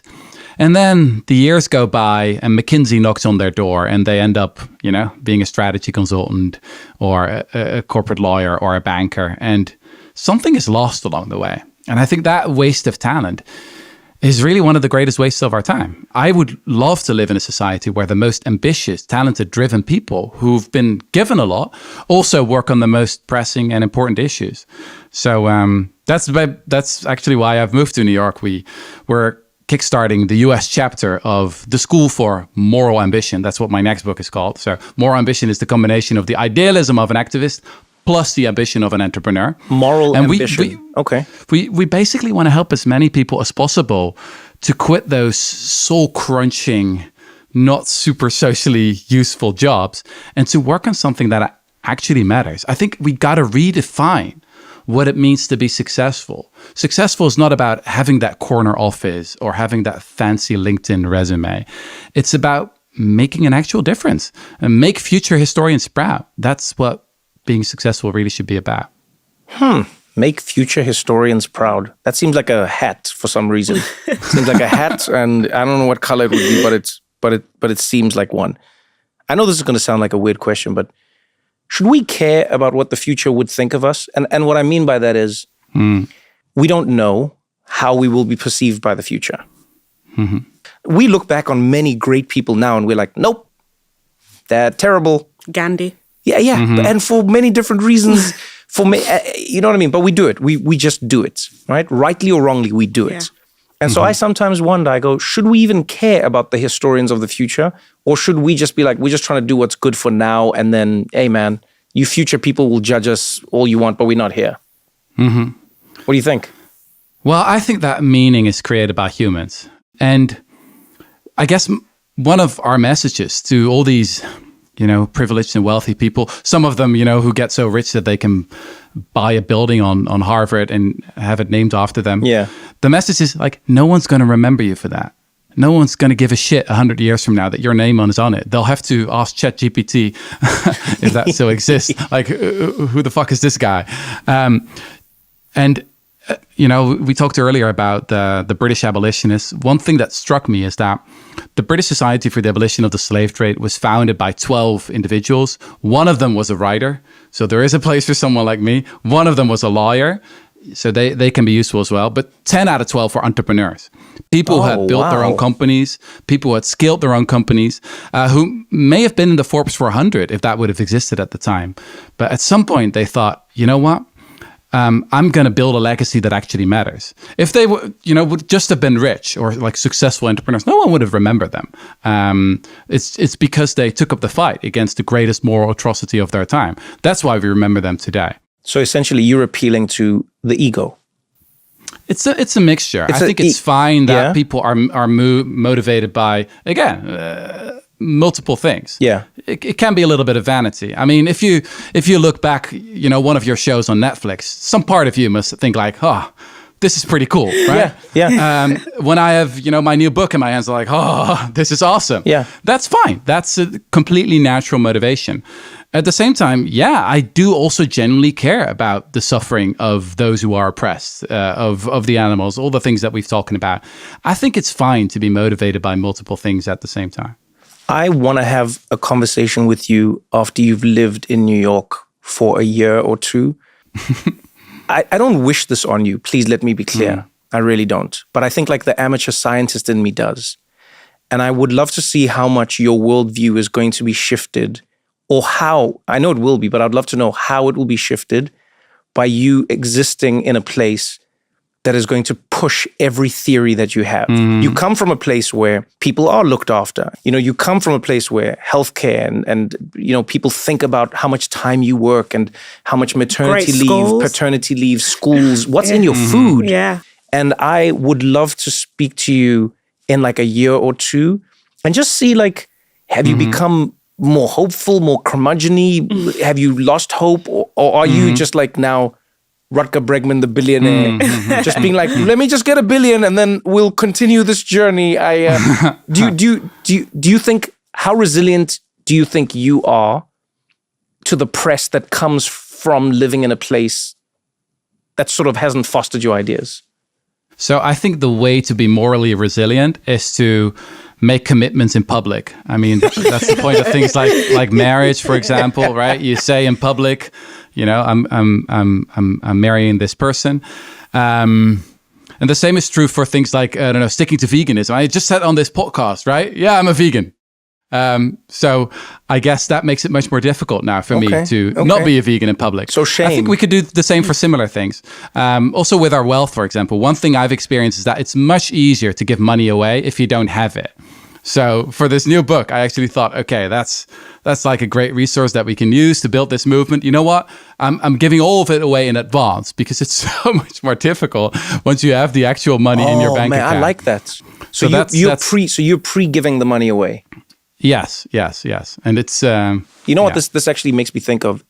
We have a mutual friend in common we've worked with, but, from South Africa. His name's David Kibuka. And David would always say the same thing to us. He'd always be like, I don't understand why America gives you your money and then asks you for it back. He's like, that's why people hate taxes. He's like, it's not, they don't hate taxes because they're paying taxes. They're paying taxes because they just take the money from me. You know what the tax is supposed to be. Just don't make me give it to you twice. He's also a guy that gives away tons of money all the time without even thinking about it. He gives does. everyone money. Maybe do you think this would work in our society? Like, so David's side of it, I actually agree with. I think sometimes people just are reticent to the idea of giving the money, but if it was taken before they knew, they'd be like, whatever. Even the idea of tax. I know that you say taxes, and people must pay more taxes. But a lot of people will say, yeah, you know what, Rutger, I pay my taxes, and then the government doesn't use the tax correctly, and I don't see the roads improving, and I don't see the schools improving. Oh, but you know what I see improving? I see bombs. I see more bombs. I see more fighter jets. Wow, Rutger, you're telling me to pay more tax, and the more tax I pay, the more missiles are made. And I think a lot of people are struggling with, now, obviously, some people just want to keep their money. Don't get me wrong. But there are many people who feel like they're funding the worst, but not the best. And this is moving, by the way, across political lines. This is not like a Republican or a Democrat thing. This is just people across the line saying, why do we have money for a bomb, but we don't have money for a road or a school? How do you respond to that? Because it seems like you're sort of telling people to do something that has caused a lot of the problems as opposed to the solutions. Yeah, it's another good example where you can believe two things at the same time. So on the one hand, it's important to emphasize that I'm talking about taxing the rich. And in the US, for the first time in history, billionaires now have a lower effective tax rate than working class people. So that's, if you look at all taxes combined, it's actually lower than working class people. It seems pretty unfair to me. At the same time, Republicans are correct in their assessment that government is just not delivering, and especially so in blue states and in blue cities. I think one of the most embarrassing things for Democrats right now is that, Texas, it takes a day in Texas to deploy as much solar energy as it would take a year in California. Yeah, there's a lot of NIMBYism in the blue states. Yeah, so many, like the not in my backyard attitude is everywhere there. So this is another example of, what we talked about at the beginning of the show, this progressive hypocrisy where you occupy the moral high ground, but you don't actually deliver. So I totally understand that. When a government doesn't deliver, it does make people more skeptical of paying their taxes. On the other hand, why has government been, not been as effective as it used to be? Well, also because it's funding constrained. So it's like this, you get into it's the cycle that goes vicious around. Cycle, right? Yeah. I think we should use what you spoke about with universities. This might be a solution. Okay. Moral ambition, right? Somebody's hunger, whether it's ego-based or whether it's, eternity, whatever it might be. What I think we should do is we take people's taxes And the more tax you pay, the more things get named after you. Because nobody likes... I love that. Yeah, nobody likes things being... Like, everybody loves it. So you get a bench in the park? No. Benches is nothing. Benches is like... That's like if you paid a little bit of tax. I'm talking like highways. Oh. Like, you paid the most tax this year. We're now driving on the Jeff Bezos highway. But it must be... It's not about like the money, because that's where the trick comes in. It must be about the percentage of your income that you paid. Because that's where the trick is, right? Yeah. And so you go... An average working person, and you find their tax rates were 20-something%. That person, we go, okay, Jonathan Maids, there's your road. And then we just get like digital billboards. We switch the things up. I think it could work. I really like the idea. One other thing that might be easier to implement and to actually do. I don't do easy. I just do good. But maybe some magazine could have like the Forbes 400 version of doing good, right? Where like the entrepreneurs who, really improved the most people's lives that year. Because we know that many of these billionaires and entrepreneurs, they are ego-driven. You know, they're driven by that vanity. So can't we use that energy and that fact of human nature for good? I would really love to see that, because I think it would really drive some of those billionaires out there. It would really drive them nuts if they would be very low on the list. And they'd be like, oh, next year I want to get higher on it. The secret is the club. I secretly believe that most of the world is just governed by how well people are treated in club environments. And if you just go like, this way, Mr. Bezos, then he's like, I'm doing something right. But if you're like, sorry, Jeff, you're not getting in. Why? Yeah, your tax rate, buddy. You know, and then just be like, oh, Mrs. Chowalski, come on in. I think we could switch something up. We could make it really interesting. Yeah. This is like the most fundamental currency of society. It's not money, but it is status. It's like, how do you earn respect in a society? One thing that I found out once I was studying these British abolitionists is that they were actually part of a broader cultural shift. So the main British abolitionist was a guy called William Wilberforce, one of those evangelicals. And he actually said that it was his life's mission to make doing good more fashionable. On his deathbed, when he was being asked, like, what are you most proud of? He didn't talk about his leading role in abolishing the slave trade. He talked about his missionary activities in India. For him, abolitionism was just a part of something bigger, you know? Yeah. And I think, honestly, that's what we need today. We got to redefine what it means to be successful. And it's fine if people then do it for, a yearning for a certain kind of status. But the way we define success today, I think is ruining us. I like this. So you're starting a new journey. We know what you're going to be doing. We know what your what now is. I would love to issue out a challenge to you, just for you, to yourself. What do you think we should check back in on with you in a year to see if it's changed or shifted? What's the most shaky thing in your life right now where you're like, oh man, this might shift? In my personal life? Yeah. Well, apart from just becoming a father again. Yeah, so I've spent 10 years in what I like to call the awareness business. You know, you write books, you write articles, you stand on stages in Davos or in Vancouver at a TED conference, and then you just hope that some other people will do the actual work of making the world a better place. And after 10 years of doing that, I became quite fed up with myself. I experienced this emotion, you could call it moral envy. You know, you study some of those pioneers doing their great work today, or some of them in the past. Yeah. And you're like, God, I wish I was like them, right? I wish I was also actually having some skin in the game and actually taking a risk and not just being on the sidelines giving my opinion. There's this beautiful quote from Theodore Roosevelt about, you know, that it's really about the people who are in the arena, you know, not about the people who stand on the sidelines and just share their opinions. So yeah, that's the journey I'm on right now. I've basically quit my career as a writer, I guess. It will take a long time to write another book. And I'm now, you know, trying to kickstart this organization and to really turn it into a global movement and to help as many people as possible to join the fight against the next pandemic, against the breakdown of democracy, against the tobacco industry, you name it. Yeah. So a year from now, I hope to have actually achieved something there that is not just about spreading awareness and being on a podcast that a lot of people listen to, but, you know, maybe actually improving people's lives in a tangible way, that'd be great. Oh, I like that for you. Amazing. Well, you know what? I will still hopefully be in the business of bringing awareness to people who are bringing awareness, I hope. And a good laugh. I mean, life is about many things. It's not just about doing good. Definitely. Right? It's about... Yeah, man, I agree with that. But thank you, Rutger. Thanks for joining us, and good luck. I think one of the things I've always loved about talking to you is you present it's a very sober view of what we're actually trying to do, you know? So some people have an idea of you that's based on clips, which is the world we live in. Yeah. So they think you are the guy who hates billionaires, or they think you're the guy who hates capitalism, or they think you are the guy who thinks everything is fixable tomorrow. But what I like about sitting down with you, reading your books, whatever it is that it's a really sober look at what we could and should do in the world, you know, to try and make it a better place for everyone. So thank you again. Good luck with the baby life. We appreciate Thanks, you. man. Thank you. Thank you. Thanks for having me. Rolling. All right.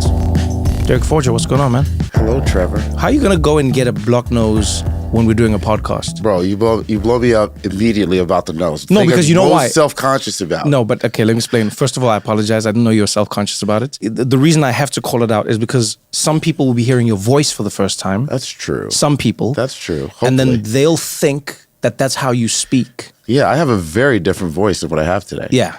Right? So it's similar, but I know you're nasally You can today. tell, yeah. But you say you're not sick. Well, I can't be sick. I'm an American. Let me tell you, I worked at the Daily Show. I was in the office for 8 years. I hosted for 7 years. Yeah. No one ever admitted being sick. The entire time. No one. But wouldn't you say that's also like entertainment culture? Like nobody wants to first of all, you're the boss. To each other, Yeah. do they admit it? Oh, that's a good question, actually. I never considered my position of power. No, you don't. Because you're such a man of the people.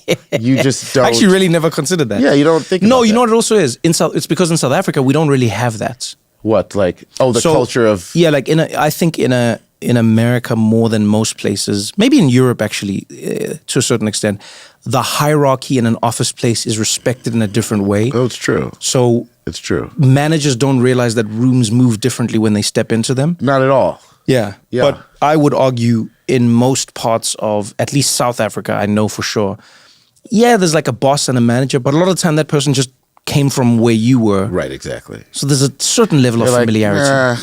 Yeah, it's true. I mean, even in Ghana, there's this wonderful thing you observe right away where the boss and his subordinate may hold hands, like same sex. Yeah. And it's a way of like, let me have a chat with you. And that's totally normal to hold hands. In fact, by the time we leave, my brother and I hold hands while we're walking around. See, you're trying not to smile because you've been... I'm not trying not to smile. I'm smiling. You're the smile was just growing. Yeah, right? The whole thing. It's completely normal. No. Okay, I'll tell you why I was smiling. Why? Because I was thinking... Because I'll start by saying this. I'm not ignorant to the idea of men holding hands. You know this, yeah. Because in South Africa... It's the same. Same thing. Yeah. So depending on where you're from, people would hold hands. I remember in the Middle East, men hold pinky fingers. Okay. I don't know what they do in Ghana. Now do they hold I'm trying full not hands? to smile, but yeah. No, they hold pinky fingers. It's quite normal. You like lock pinkies. Two friends, men. It's and sweet. you walk hand in hand. It's just a pinky that's... Yeah, you see, it's fine, everyone thinks one part of it is weird. Yeah. What I found weird in that situation is there's something almost more threatening Yeah. in your boss It's calling scary. you and giving you the hand. Hey, let me hold my hand. Let me talk to you for a second. That is scarier. The idea that somebody's going to berate me or Right. chastise me Right. while holding my hand. It's true. It could be threatening. But this is the trauma I think I have from being a kid. The worst beating you would get is where your parent was holding on to you. Oh, yeah, because you can't run. Yeah, you can't run. You know about this. I haven't talked about this in years. Talked about what? Being beaten. Like affectionately. Like it's... like affectionately. Well, we're speaking about it affectionately. Oh, yeah, it's yeah, just yeah. normal. Yeah. We joke about the objects with which I was... I didn't want to talk... What's the craziest object you got hit with? The craziest object was probably skillets and pots from the kitchen. Because it's a kitchen. Thrown or hits? Both, man. Okay. I mean, it was me, though. I have two brothers. They were great. They didn't require anything. This is you victim blaming. Don't blame yourself. Can I tell you, I'm not for it. Right. But it was quite normal. It was. I never got hit with a pot or a pan. Yeah. Because my mom didn't cook much. So I think that's probably why I was saved from that environment. Yeah. Yeah, but I got What did you get hit with? Oh, everything. Really? High heels. High heels were terrible. I'm not laughing either. There's nothing funny I got about hit with that. high heels. Very few belts, I guess, because my mom didn't really wear belts. You've thought about this too. Yeah, I mean, I think. Oh, okay, I'll tell you why. So now that I am at an age where I think my mom accepts that I'm an adult, Yes. and I feel like I'm an adult, And you're the same plane with her. Yeah. You can both reflect. I've now decided to like open up the statute of limitations, Right. and say to her, Yeah. "Yo, lady, what were you doing?" Did you try it? Did you soft try something to see if she was ready? Because you have to. I think every few years I probably said something to her. Okay. See, that's still respect. Yeah, like maybe in my Put 20s. years between it. Maybe in my 20s I said to her, "Oh man, the beatings you used to give me." And the way she'd react would be like, "You want another one?" That sounds exactly. That's my mom. Right. Where are both of your parents from? Both of my parents are from Ghana. You're first generation, right? First generation, same tribe. So both of my parents are Asante. So, we say Ashanti, but in Ghana we say Asante, but Yeah. 100%. So I remember my dad telling me in I don't know, I must have been in kindergarten. He goes, "I'm going to tell you something." He sat me down and he goes, "If the entire Ashanti kingdom perishes tomorrow, but you're alive, then the Ashanti kingdom lives." And that's the way he explained where we were from and what it meant to be part of a tribe. That the entire kingdom lives in you. And mind you, I'm in like Tennessee having this conversation as like a kindergartner. But that was like the early framing of like what's in our blood, Sounds like the opening of a Black Panther movie. Yes. It really does. The trilogy. Scene opens up. Right. Young Derek, little black kid in Tennessee. That's right. 100%. Camera comes into like the little house. Where did you live? A house, I'm assuming? In Like a small little house in Memphis? It was a little apartment, actually. A little apartment. Yeah, even better. Yes, even Marvel better. loves That's apartments. Right. Could we start with the Superheroes love apartments. Kid? It has to be an apartment. Apartments are better than houses for superheroes. But it has to start with the kid being bullied, being called African booty scratcher. Were you called that? Were you not? I was in Africa. Who's going to call me that? That's true. This is true. That would be awkward. Who was going to say to me, that would be weird. Trevor, you're African booty scratcher. I'm like, yeah, we're all African booty scratchers. What do you mean? No, it's true. Wait, you got called African booty scratcher? Totally. It's a thing. This was the full sentence. My son was called the same thing. No, you're lying. I was shocked. I'm telling you. This is now. Now, I was like, what? I was like, I thought he was spoofing me. It's like, no, it's a thing. Well, it's a funny thing because... Wait. Let's take it back. So, your parents moved from Ghana. Yes. To Tennessee. So I'll give you even more drama for your movie, the movie Let's idea. do it. My dad really just wanted to be a doctor, and the entire village helped conspire to get him to America to become a doctor. So he tells a story. I have no idea how true any of this is, of like leaving the village with a bag of money that everybody pitched in to give him on his journey away. So he literally was like saving he was going to be a doctor. Wow. That was the deal. And then my mother left at 16 to So this is like a village then? Yeah, well, my dad was from Kumasi, which is like it's like a second city after Accra. Have you been to Ghana? I've never been to Ghana. What? You going to take me? Trevor. Ah. Really? You have not? Yeah, I'm going to take you. Yeah, I don't want to. So I talk to my friends about this all the time. Anywhere in Africa, I don't want to just go as a tourist. Right. I'd rather go You are visit. big about that. I want to go to visit my friend's house or visit. Yes. Because going as a tourist is too familiar to me. Like if I go as a tourist to Italy, it is very much. I'm like, wow, this is Italy. This is right. You get a guide. When I'm in Ghana, I know the food. I know the music. That's right. I even understand the people. Of course you do. You know what I mean? Yeah. So I need my people there to take me deeper. It's Otherwise, a very I'm different thing. like, what am I going to do? I'm going to take pictures of little African Stay kids. at your hotel. Right. Come on. Drive Come by. on. It's true. Come on. Okay, so you want to hang differently. Yeah. And we struggle with this too because unfortunately my brothers and I don't speak the language, which is, language is the pass key to culture. No, it is the thing. It's the thing. So we don't have that And even though we're English speaking because of the British, yes, it's still different. So when I go without my parents, it feels really different. There's like a piece of Ghana that you're locked out of. A little bit. Huh. It's like you approach the groups while everybody's speaking Tree, and they change to English because it's polite to do. They want you to hear, but you're still. It's not the same. It's not the same. The South Africans will do the same thing. Yeah. But you can feel that it's almost like someone took the spice in a meal and washed it and then gave it to you. Because you can't handle the spice. Look, there is that, of all the places, I mean, Ghana is the most welcoming to English speakers, to people returning home, yearning for culture. It's the best place. Isn't it getting overrun by Americans now, though? Stop saying that. I asked the question. Overrun? I'm not saying anything. No, you know why? You know why I said, isn't it? There's a question mark at the end. No, I won't say that. The kid that was called African Booty Scratcher needs all of those kids that call him that to return. So there's no overrun. We need more to go back. So you're saying no, it's not? I'm saying no. Okay. I'm saying I've heard a lot of stories. I'm saying no, but I also know what you're saying. Like, I'm saying one thing with my eyes and another with my mouth, right? We could do this, right? So, no, it's not overrun. Can I tell you, my favorite stories have been my Ghanaian friends complaining about Black Americans coming to Ghana, and they'll complain about them as if they're like white people. Oh, totally. Yeah. I mean, on some level, I mean that's. But I choose to stand for the marriage of like the African cultural experience and the African American, and the British American, and everywhere else in the diaspora we exist. I mean, I think you definitely represent that. Oh, I love it. And so that's what I'm on. You know what I mean? Okay. Like, it's not overrun. There's space enough. Okay. But you know what's happening is now they're like encampments and suburbs that are for like African Americans, and it's being marketed as such. And so as an African American, you could buy a home in an African American enclave in Ghana. I think it's fine. I don't know. I mean, if it works, it works. That's a big if, right? But if it works, it works. It brings people back. We have to take you to a slave castle, because have you ever been to any? That's a sentence that's never done well. Let me watch you deal with it.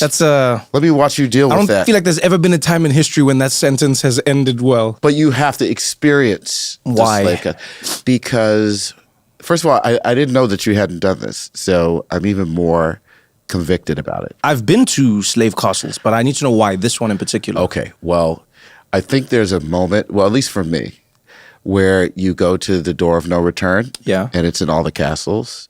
Oftentimes it'll be like the port, near the port somewhere there. That's right. They bring them in, and there's a little area where they're going to get loaded onto a boat, and that's the area of no return. That's right. Yeah. So it's similar in, the one I went to was in Zanzibar. Yes. Very similar. So, first of all, I mean, East African slave trade was different, just as brutal, but I think the dynamics are different east-west, but there's always that moment in the castle where you stand between where you were and where you're going.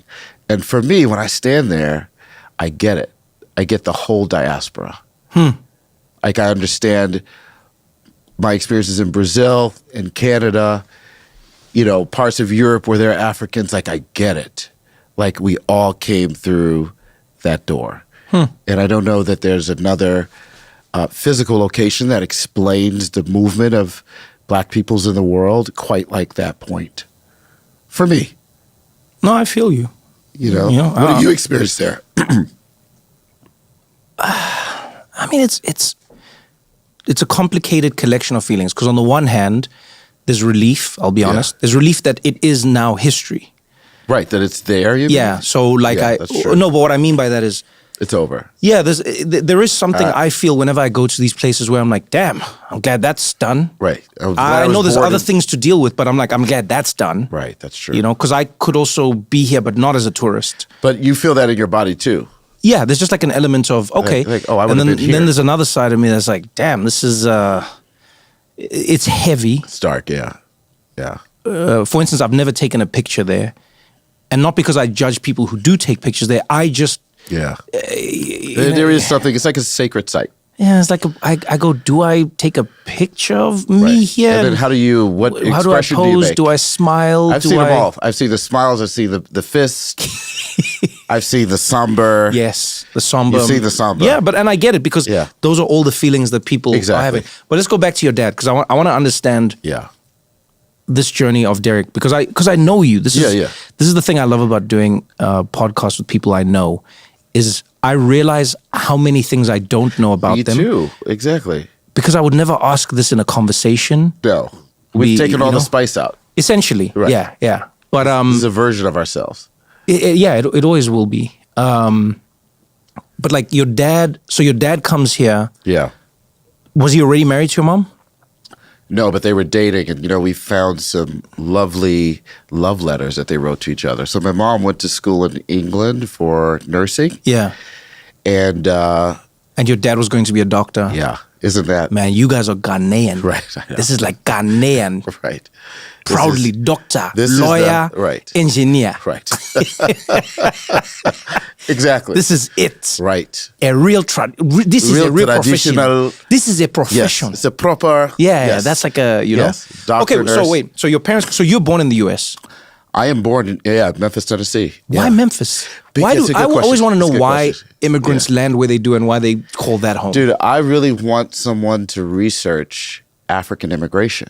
Like we know the story of how the Irish came. We know how the Italians came. But I don't know that anyone has really studied like the movement of Africans to America. And I would just love to hear the story because we have so many cousins, Ghanaian and Nigerian, in these far out places in Ohio or Texas, Texas, we call it, like all these places.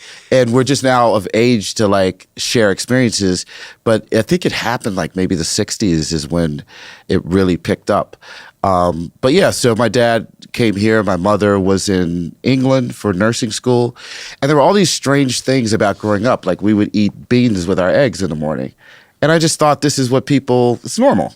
Until you like share with a friend, like, wait, you guys don't eat beans? And they're like, beans? Why are you eating beans for breakfast? Were you in a black neighborhood or white neighborhood? Where were you? Bro, so black. I said African booty scratcher. Follow Trevor. Come on, no, but come on. How am I supposed to know? I don't even. First of all, I don't even know the term. Listen, white kids are not going to call you African booty scratcher. Generally speaking, that's just too like they just. It's too what? It's a lot of things. It's too what? It's a lot of things. It could be a lot of. I have a list. Like why they wouldn't say that. I don't know why. First of all, there's too many syllables. It's too funny. It's too. You know what I mean? Okay. You mean on that side? You say it's too much swag. It's just a lot of swag. It's like an insult that will also make you laugh. It like hurts and tickles you in equal parts. That's very black. It's very African. You know what I mean? Like I'm offending you and you love it. So we grew up in a very black community. Okay. And we're talking about, the 70s, 80s. So this, Memphis, I mean, Dr. King died in 68. Yeah, this is full on segregation. Yeah, so my father, actually, we were just learning a lot about like the rage he had about like going to graduate school, to dental school, because he was like, I think the second black oral surgeon in the state, but he's very African. So he doesn't know about black history. They don't know about like Black American history. Yeah, they don't know. Yeah. I also wish that there was like a place that if you come from an African country, you could go like learn black history before you engage with society. Why? Well, because what it means to be a black immigrant, as we're seeing in this time, I mean, this statement now has lots of weight. You also have the double burden of understanding racial politics. So you don't just enter. It's a bit like you enter a game in action when you are an African immigrant and you come to America. Yeah. But you have on a jersey and you're on a side and you're losing. And the refs are really mean. Oh, that's a great analogy. Right? Oh, man, that's a great analogy. Don't get hit. Like balls are flying. So, but nobody explains, the history, the game. So, I think that's why it creates a lot of conflict. Yeah. So I remember the first time I discovered this, I was doing comedy show. This was like way back, way back, long before Daily Show, long before anything. Oh, wow. Okay. So I was doing stand-up shows at colleges around the U.S. Oh, that's a good education. Yeah. And then one day I got booked. I forget where this university was, but I got booked by the African Student Council. The African Student Union, right? Council, the African Student Union. Yes. So I get booked by them. Right. And so I get to the campus and I ask mistakenly, I said, I'm looking for the African American Student Union. Wrong group. Yeah, and these people were like, oh, we'll take you there. And they took me there. And you were like... And I got there and they went, wait, no, we didn't. And no one knows me. So it's not like someone's going, oh, Trevor Noah. They're just like, what are you here for? I said, I'm here for comedy. This is great. They're like, where? I was like, oh, the African American Student Union booked me. They're like, nah, we don't have any bookings today. We don't. Right. It goes around, I call my managers, my team. This is great. Finally gets back. They go, no, you're at the wrong place. It's the African Student Union. Right. So they come and pick me up. Right. And when we're in the car going across campus, I go, what am I Why missing are these two here? groups? Right. Yeah. And then they tell me, oh, there used to be one union. Right. Which was the school Black called Student the Black Student Union. That's right. Yep. And they said there was so much friction between the non-American Black students. Yeah. Do you see my and heart? Then My I heart can see it already. I can see I'm tough. I'm triggering you here. Yeah. You know, when I hear that, I hear the tragedy in a few ways. One, that blackness is flattened to just black because it's quite heterogeneous. There's a lot of mix inside of that. We know this. Yeah. Even as a West African and a South African, there's worlds of difference. Yeah. So it's kind of absurd to fit it all in the first place to black. So that's one tragic thing. Mm-hmm. The other is the splintering that happens and then the potential tensions that arise, which are not always the case. Everybody's kind of happy when they have their own place. But it never absolves you from the unfortunate necessity that you must advocate collectively. Yes, because you are oppressed collectively. That's right. So the splintering is comfortable for entertainment, for culture, like, so long as you can reunite when it's time to advocate, but that doesn't always happen. Yeah, that doesn't. So that's the tragedy that I feel, right? One, that it's already flattened in the first place, but also it splinters a collective action. It also creates a type of resentment, I found. So, for instance, I would meet African immigrants who would speak about African Americans. Oh, bad. They would just be like, why don't they work? Like they're like Republican they're like in their vibes. mean white people. Yeah. Like worse, actually. If we're honest. Well, worse because they're entitled. They don't want to work. Yes, exactly. Let me tell you something about Black Americans. Don't crack me up with this, bro. They don't want to I've work. Heard this, yes. They don't go to school. Right. They love to do crime. All of these axes. Why are you wasting these? They love to do crime. They love to do crime.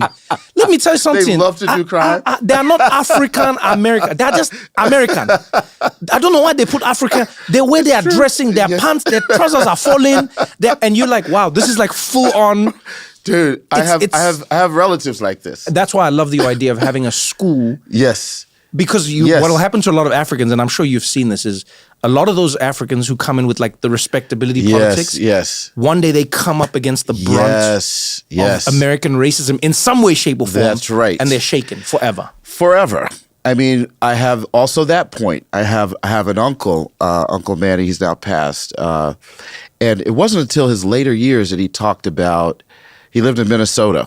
Lisa, my cousin Lisa, he raised her, and he talked about like being used because he realized that I wasn't angry. So he came in the '60s, had success as a corporate guy, but he was a token. And I don't want to reduce his life. I mean, he was a hardworking man. I'm with you. But he, as in his later years, looking back now with an understanding of the identity, he's like, oh man, I think they used me, like I think I was part of this game. And it really is, you're talking about those moments, sometimes it happens later. Mm-hmm. I hope, Trevor, that we're in a different world now where social media is cool. Like you see Nigerian weddings, you have these shows, like kids, if you're 6, 7, 8 in today's world, you have Afro beats. There's all this cultural export. It's just like a different time. And I mean, maybe I don't want to be Pollyanna, but I just think it's different. I've noticed more kids growing up today are comfortable with their culture in ways that kids weren't before. Totally. Like I know all of my Indian friends growing up. Yes. They were ashamed of, especially if they grew up food. in England or if they grew, Great bit about it was just that. like, don't open your lunchbox. Yes, we all had that. Yeah. Yes. And now on TikTok, people are like, where do I find the best egusi? Exactly. Where do I find the best jollof rice? Where do I find you know what I mean? There's a it's not even just a pride, but there's almost I don't know, man. There's character that comes with it now. Yes. Yeah, but it's also not just comfort. It's cool. It is cool. I think that's cool now. That's a very important distinction. Comfort happened some while back. Now, cool is definitely the thing. Yeah. Like to be African and to live in America, I think is cool. When I grew up, it was kind of like we would say to our black friends, like, I'm Ghanaian. They're like, look at you, African where? Do a dance. Stand up. It's like, bro, I'm really African. Like, trust me. Say something. It was like that kind of like shakedown. And now that we're older, we realize that they also just that splintering, they didn't want to happen. And then there was also this like envious thing. Yes. Because they're like, dude, we don't know where we came from. Like, we don't know our origins. Yeah. When we got old enough, they talked about that. And I was like, oh, that was like part envy. Like it was, they admired it on some level. And they were also envious of it. And I also appreciated differently what it means to go back to the town of my mother's mother. That is like that's, we are matrilineal. But to know that is to like locate your lineage. Mm-hmm. That's part of the slow violence that happened in America. Yeah, I'll often say we talk about slavery as being one of the most heinous things that happened in history, and it is. Yeah. But I don't think we speak enough about how cruel it was to not just steal a people from their place, but steal a place from their people. Oh, there you go. Do you know what I mean? That's what happened on the other side. Because they robbed people. Yep. I think of it for myself. Yep. Right? Yep. There are moments when the world will throw you around. Mm-hmm. People want to label you, not label you. Of course. No matter what it is. Right. If I pause and I breathe, I go, you can take everything away from me. Right. You can even take my citizenship from a country. Yeah. I'm not South African anymore. Right. But you know what? My Xhosa lineage, yes, I can paint it for you. I can paint it for you, and I can show you each right. little, like, you know what I mean? Yes. Which name took us where and how. Exactly. Do you get what I'm saying? Yes. And I think that thing, people take for granted how beautiful it is. Yes. To know why you do what you do. Yes. Because it comes from a long story that was told before you. We're going to continue this conversation right after this short break.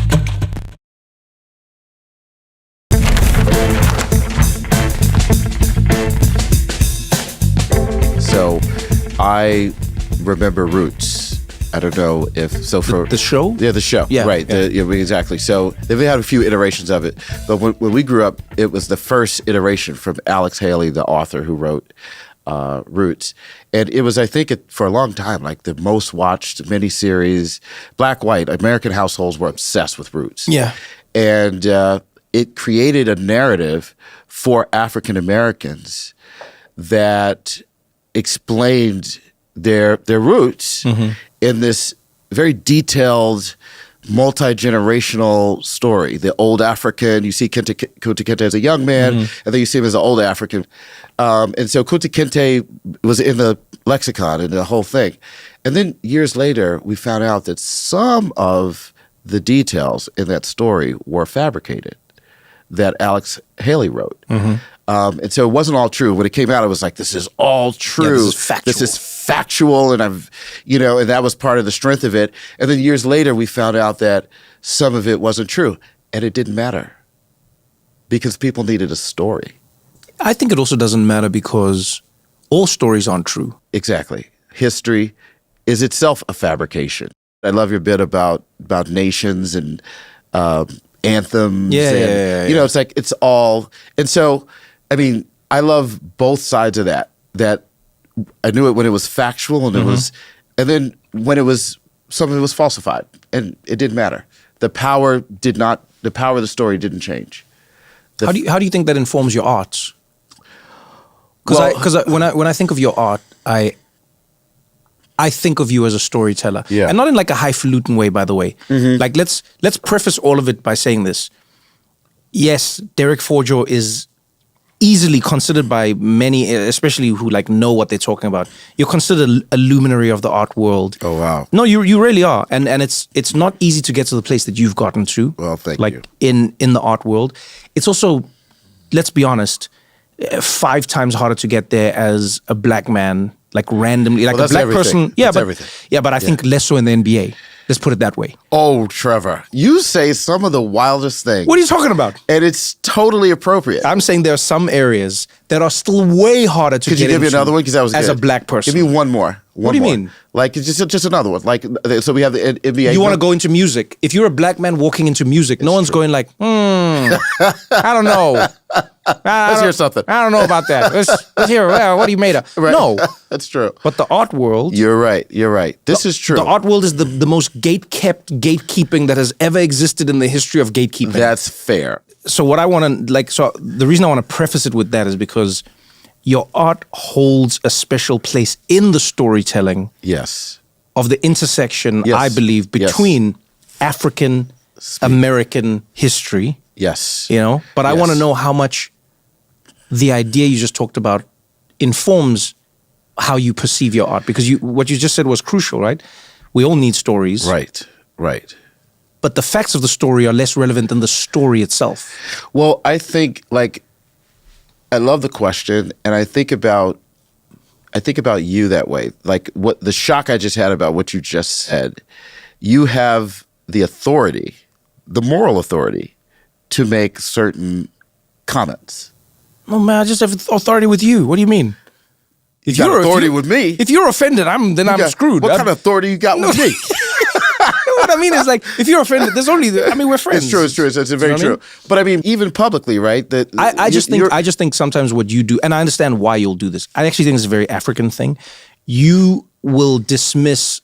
A lot of people do this. You'll dismiss how hard it was for you to get there. There's a certain element of you being like, no, it's hard for all of us. Yes. And I'm not saying it's not hard for everyone. Right. But I'm saying what you chose was particularly hard. I mean, it's true. Okay, so it's true. So you and again, this is hard. And again, let me clarify. This is what's hard about talking to you. And let me clarify this for people. I don't mean painting is hard. Art is already hard. No. I'm talking about getting into the art world, right, and being considered a verifiable part of it. Yes. Do you see what I'm saying? Yeah. So now you're forcing me to have a real conversation. I mean, that's why we're here. I mean? I guess that's why I'm here. Well, that's why we always. I'm like, damn. When have we not had a real conversation? Yeah, this is what he does. Like, because I'm so well attuned to like switching the conversation, given the context and how it's going to be received. Yeah, I'm with you. And there's a lot of posturing and withholding that's necessary, because with art, you want the conversation to be about the work, and you don't want the traps to happen where it gets into places that you have no investment. You see, but that's something I feel like is also unique to a black artist. It is. I'll give you an example. Absolutely, it is. Vincent van Gogh. Yeah, right? Yeah, very good at that pronunciation. Yeah, I mean, you have to be. Yeah. So you've been to the museum? Did you go? Actually, haven't. I haven't either. I haven't. I don't think I have. Okay. But they never talk about his art without talking about his story.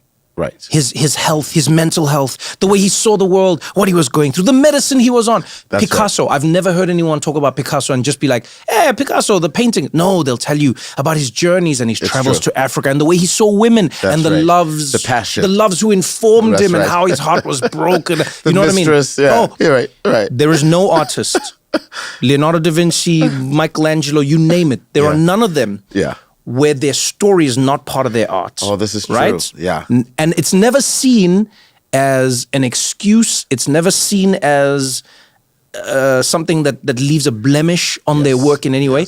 However, to your point, with black artists, I find, for the most part, in speaking to you and many other black artists, the art world wants your story. That's right. But not like the rough edges not the messy of it. parts Yeah, of it. not the messy parts of it. Right. I was looking at this idea called stereotype threat, which I came across 20 years ago. There's a guy named Claude Steele who talks about not racism, the anticipation of racism happening has deleterious effects. Like if I don't even encounter it, but I think on the other side of this door it might happen, it affects how I present myself. Damn. Right? And Schrodinger's racism, I like that. Right. So stereotype threat is an additional anxiety. There's the thing, which is actually racism. Yeah. That you have to contend with. But your anticipation of it, how you steel yourself, how you know, that is also like very anxious. So that's a lot of what my work is about, is the strategy, the gamesmanship necessary to traverse a troubled space, right? And the art world, and you're right, has been troubled. It's tough for us, but I have to acknowledge all of the artists that came before me and my peers to make this moment possible. I sound like I'm giving an award speech, but I think it's really just important to acknowledge, because those are the artists that people just don't know at all. Who would you say are the black artists who made the art world see black art differently, or open the art world to black people? Can you think of just a few? Okay, so that question, and I'm not saying they're the only ones. No, for sure. Just a few. It's a complicated question because there's a moment that the art world starts to take notice of black artists. But then there have been artists working way before that were just never acknowledged at all. So there's a lot of retrospective work that's happening to acknowledge art, to unearth. So it's kind of like saying, like, if we were to use an NBA analogy, like we all know, like, Michael Jordan was the first guy that showed us you could have astronomical commercial success while you have success on the court, right? So there's no Kobe, there's no LeBron without Jordan, but there was also Dr. J, right? I'm with you. And there was also Wilt Chamberlain, right? And so there's so many people behind him. I would say probably David Hammons. David Hammons. Okay. Yeah. And actually on the pier here in New York, I mean, there's a wonderful monument that he has across from the Whitney Museum. I think it personifies perfectly why so many people might not know the name David Hammons. There's a full-blown monument that cost tens of millions of dollars to build, and I spoke to the director of Whitney about this. So it's a big thing for them. But you could pass it a million times and never notice it. It has thin wire frame to outline what used to be the piers on the West Side Highway. Yeah. So he just framed a building. So you can miss it, and he's okay with that. And this is part of the genius of David Hammons. His presence is as fascinating as his absence. And he's done some of the most compelling conceptual projects, like he sold snowballs on the street, like for an exchange, like people bought snowballs, and that's an artwork. Right. This is David Hammons. I mean, that's one of his more popular artworks, but he can hide in plain sight. He played like with these the are art snowballs that actually melt. Yeah. Okay. But you can buy one. Okay. It opens up this amazing commentary on commerce. What are you buying? What is exchange? Yeah. Where is value? I feel like there are fields that people get into that don't reveal how essential they are to society immediately. So when you look at fashion, a lot of people just go, oh man, fashion, whatever. They very seldom look at how fashion can include or exclude them from a space and make them seem like they're supposed to be or not be somewhere. Or, That's right. Do you know what I mean? A simple example is like just a suit. Just a suit in and of itself. Immediately became a signifier. Yes. As to whether or not you were deemed respectable enough to step into certain establishments. Absolutely. Right? Yes. And so you look at how like MLK used a suit. Yes. And he was like, all right, guys, we're wearing suits. That's right. We're going to go get beaten up. That's right. It'll be way easier. And we're broke. Yeah. It'll be easier to wear like hoodies. Yes. It's more comfortable. Right. We're going to get beaten up. For a beat down. You're going to get beaten easier. up. Why right. wear a suit? That's right. The man said we're going to wear a suit because the suit represents something. That's and it right. says something. I love right? this. Yes. And I remember speaking to someone in fashion about this, how they were like, oh, a lot of people think of fashion as just being whatever. But even look at sizing, for instance, right? When sizes become more accommodating, more people feel like they're part of... They're inclusive, right. the world now. That's right. It's small things, and yet small. it's powerful. No, because you're talking about the power of images. Yes. Right? Architecture was another one. Most people don't care about architects. Don't think most about people. it. Right. Yeah. And most people are affected by architects in Daily. ways that they would never, ever imagine, from like a bench that tells you whether or not you can or should sit at a park, all the way through to how your house sits in relation to another house, telling you whether you should greet your neighbor or not. Dude. And some people are like, what are you talking about? No, and I'm no, like, no. no. Architects have showed me some other worlds. That's right. Let me add to that. Yeah. And then when we open this conversation even more broadly to African architecture and different modes of creation and domicile and public space and the plaza, it's a big conversation, but it's invisible to most of us. Yeah. What you're talking about relative to the suits and the respectability, you'll see a lot of suits in my paintings because of that. It's a signifier. It's a code about how to navigate space, how to anticipate a certain perception, and then to use it for your benefit, which is why, back to Hammond's, his invisibility is as crucial as his visibility, right? And so when we talk about representation, over-representation, under-representation, I kind of jokingly say, like, if you ever went to see the doctor and all the doctors were 6 feet tall and they were black guys, we would all whisper a question to someone, like, what's... And I joke, my little brother Rick is a dentist, right? And I talk about him all the time because I used to get on my brothers about wearing expensive shoes. Yeah. And I'd be like, bro, I would never pay that much money for shoes. You guys are ridiculous. And I just thought like what you were saying earlier about like the way Africans critique African Americans. You pay $400 for shoes, $300, like, you know. And my brother is like, hey man, they look at my shoes. Oh, damn. And I was like, oh, he's right. He's like the only black doctor in a practice of 4 doctors. The other 3 are white doctors. And they look at his shoes. And he feels that. And so there's this tax where he's going to spend more on shoes when his partners, arguably, I don't know what they're wearing in real life, but I mean, in theory. Yeah, but their competence... Yeah, it's not connected to... Is not connected to their representation. Yeah. All of these conversations are embedded in the codes in my work because I feel like it's additional pressure. I mean, to take us full circle back to your question about what it means to be black and to enter this space. Yeah. One, it's impossible without our forebears. And I've even had dealers at different times where we would talk about the absence of black artists, 80s, 70s from the commercial art space. And they said, hey, man, the blacks weren't making the good work. The blacks are making the good work now, man. They got better. You guys are making the good work. It's why it's working. It just wasn't that good then.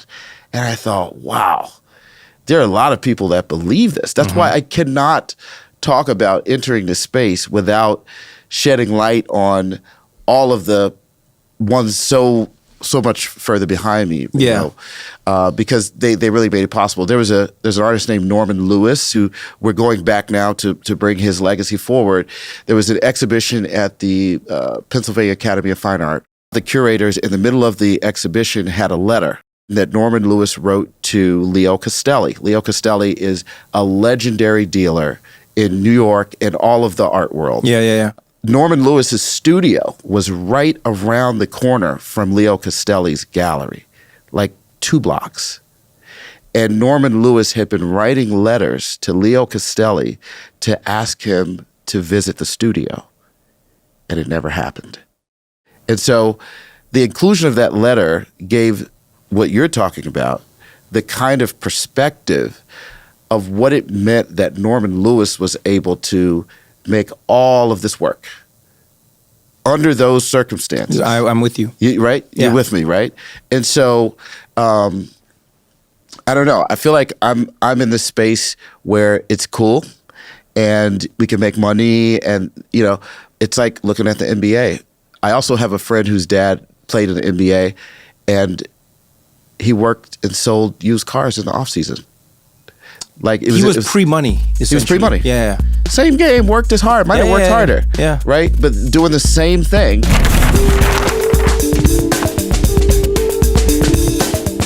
Now it's time for a segment we call Where in the World, brought to you by Uber. Whether it's your best friend's wedding or your niece's first ballet recital, Uber is on their way, so you can show up for what matters most. Uber, on our way. Christiana, do you want to know where I am now? Sometimes I feel like you get frustrated that I'm traveling. No, I'm interested because you get to travel when I don't. So I'm living vicariously through you right now. Oh, I like this. This. This is like a new vibe. Before you'd almost say it like I don't have a home. And now now you say it open. Well, currently I am in your neck of the woods. I'm in London. I came here for a friend's birthday party, and he took me everywhere actually. I'm trying to go everywhere that I can go in London that I haven't been. So I'm trying to stay away from like the usual, like Buckingham Palace and... Oh yeah, you don't want to do that. And like the Eye. And so I'm all in like Brixton and Hackney and Dalston. You're in the end. Yeah. And like Camden and all of these places. Yo, and let me tell you something. London's a vibe. It's great, especially when the weather's good. When the weather's good, it's one of the best cities in the world. You see, I don't often go to London when the weather's not good. And what I don't like is how all of you Londoners say that. That sentence... That's crazy. I'm surprised that you've been to London and the weather's been good, because normally it's just rainy and grey. Like, that's the London I know. I mean, now and again I'll bump into like a rainy, grey day, but I don't... Let me put it this way. I've been to a few places in the world where more people immediately bring up the weather like a reason I should escape. So I go everywhere. I go everywhere in the world. But in London, I'll say to somebody... They go, oh, Trevor, how are you enjoying London? Are you having fun? And I'm like, oh, I'm having a great time. They're like, oh, yeah, and the weather's been good. You're really lucky. You're really lucky, Trevor. It's not always like this. Oh, you should go before it changes. I'm like, yo, what is happening right now? What is happening right now? Just enjoy it. It's being British. It's like the national pastime is to speak about the weather. So you're either complaining about it or you're happy about it. Those are the two states of emotion when it comes to the weather. So yeah, but I find it's more the Brits are complaining about it, or they're complaining about how it normally is, but it's not now. So you'll go, this is nice. They're like, yeah, but it's not normally like this. Yeah, we're a nation of complainers. I don't know. I think it's lovely, and I'm enjoying myself. Well, that was today's Where in the World, brought to you by Uber. Whether it's your best friend's wedding or your niece's first ballet recital, Uber is on their way, so you can show up for what matters most. Uber, on our way.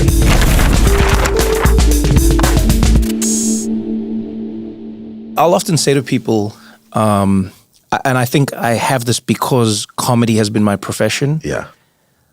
I often will say to people, all work is a scam. I love this. Right? I'm not saying things that people do are scams, but I'm saying work, the word work. All work is a scam. Yeah. Because the value of that work is merely assigned by those who have the resources. Arbitrary. That's right. It's all arbitrary. Yes. So that's why I was smiling at the snowball thing. That's why I had that face. Because I'm like, oh man, yeah, that... And I try and explain this to people, and they go like, no, but what about... And I'm like, listen, I'm not trying to offend anybody. Right. But almost all our jobs are fake. Yes, they are. Okay? Absolutely. And we also assign a fake value to them, and that value shifts and moves. One of the simple examples is like, if you think of like the computer game back in the day in the US. Yeah. It wasn't a really well-paying job. No, not at all. And women used to work as computers, as they called them, and they would like run those machines. That's right. And plug. And then that was like a stable job and started growing. And then the men came, took it over, and then it skyrockets. That's right. And if you look at most professions that are generally considered a woman's profession, when the men get involved, the money goes up. Right. But when the women are involved, the money goes down. That's right. So nursing, that's right. Teaching, that's all right. these professions. Yes. But doctor, no. Money goes up. I actually want to know though, like in the art world, I understand that things cost a lot of money, right? Yeah. But I know for myself and for most people, a lot of people will just be like, this world, it feels like a scam. It feels like people are just making it up. Right. So for instance, I'll go with this. Many people do not question the price of a Louis Vuitton bag. Right. All right. Because of the story they've been told. Yes. Yeah. Because I love that people actually. believe it. Yes. And they go, it's Louis Vuitton. That's right. Someone goes, oh, that's a Louis Vuitton. That's right. And then when you break it down into its components, And people do this all the time. That's why YouTube's amazing. That's right. Someone will go, oh, it costs $12. whatever to make this Louis Vuitton bag. That's right. And they sell it to you for $2,000. That's right. And the same bag with the same level of artisan skill, the same level of everything. Yeah. Someone else is doing it for $300. That's right.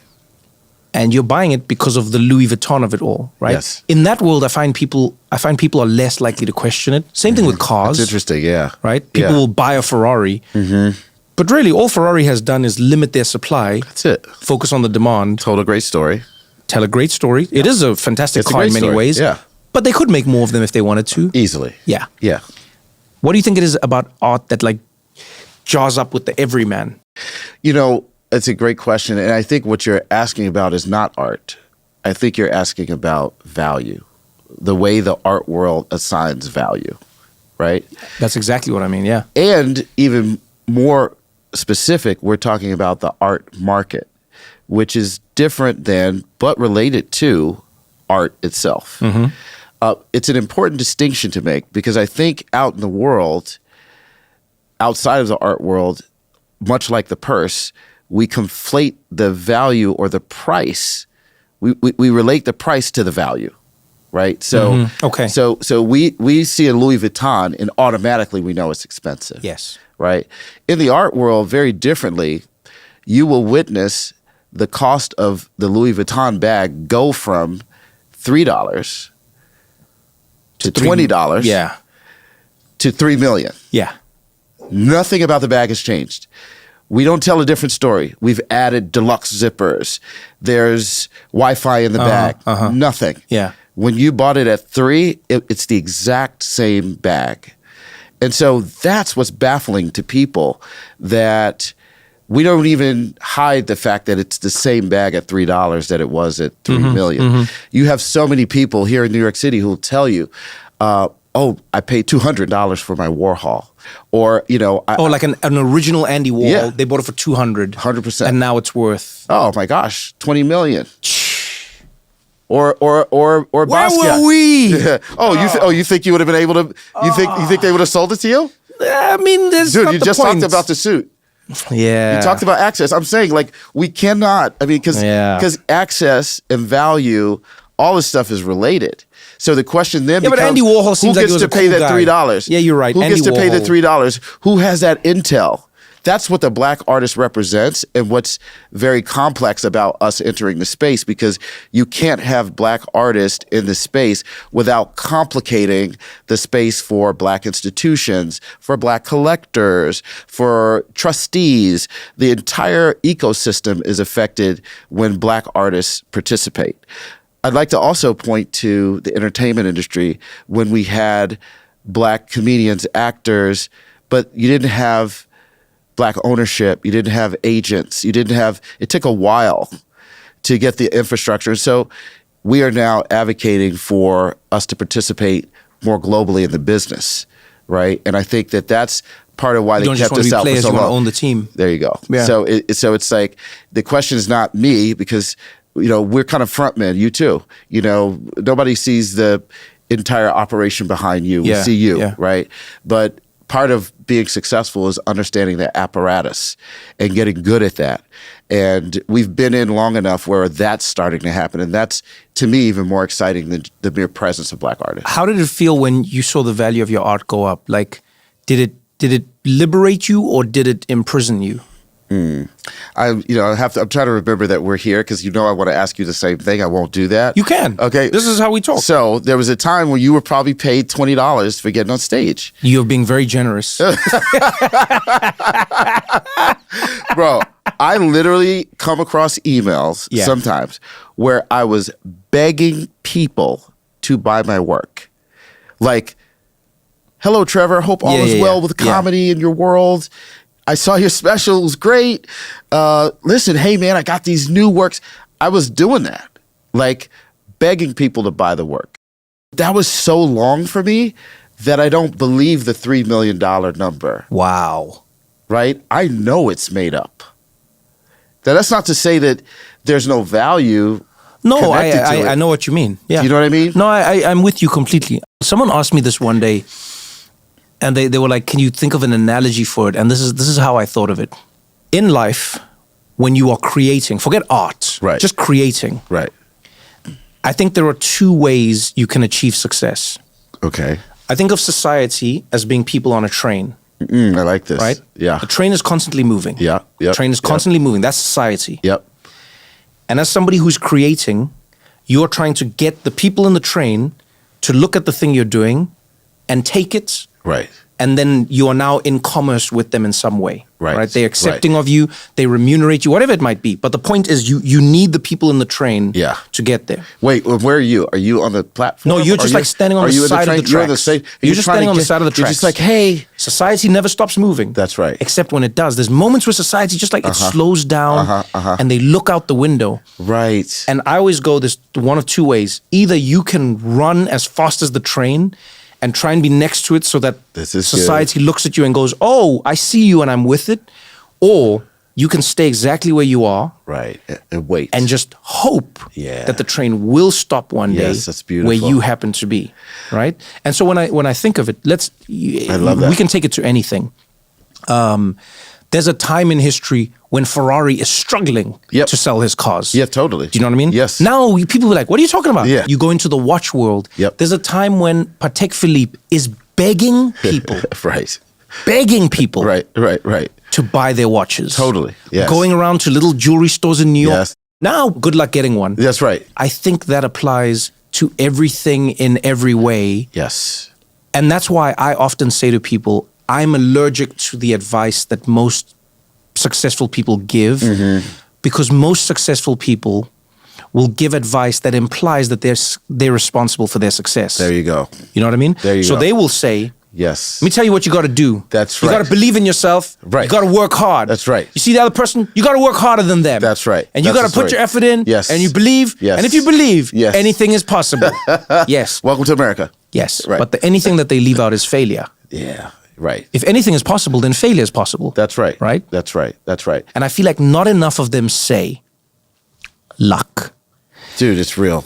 Be involved in computers around the dot-com boom. Yes. Luck. There are companies that blew up in that period, sold, and then within a few years were worth zero, literally zero. Right. Yahoo bought companies and sold companies. Yahoo itself got sold and bought. That's right. There's all these stories. No one would say that of the business world. They wouldn't say the business world is fake. No, they can't. You get what I'm saying? They're invested in a big They would con. never say the business world is fake. No. They can't say that. They can't. But they know when you go behind the scenes at all these big finance, inside they'll tell you, it's a fiction, man. We need everybody to believe the same thing at the same time. Yeah. Right? It's a house of cards. Yes. That's Intersubjective realities, I believe it's called. this is good. I like that. I've never heard that term. Yeah, I love it. I remember I learned it from Yuval Noah Harari, who we had on the podcast. I love that. We talked to him, and in his book, Nexus, he's talking about how humans have connected all of these ideas and how we've made societies out of agreed fictions in many ways. That's what it is. Yeah. He goes, gravity is objective, right? Right. Whether you believe in it or not, it doesn't there. Right. It happens. The US dollar Yes. Fiction. is a fiction Yes. that is real because we agree upon it. That's the only reason why. Yeah. So now you've just explained contemporary art. You've just explained it. Well, you explained the market. It's a fiction that we all agree will legitimize. Yeah.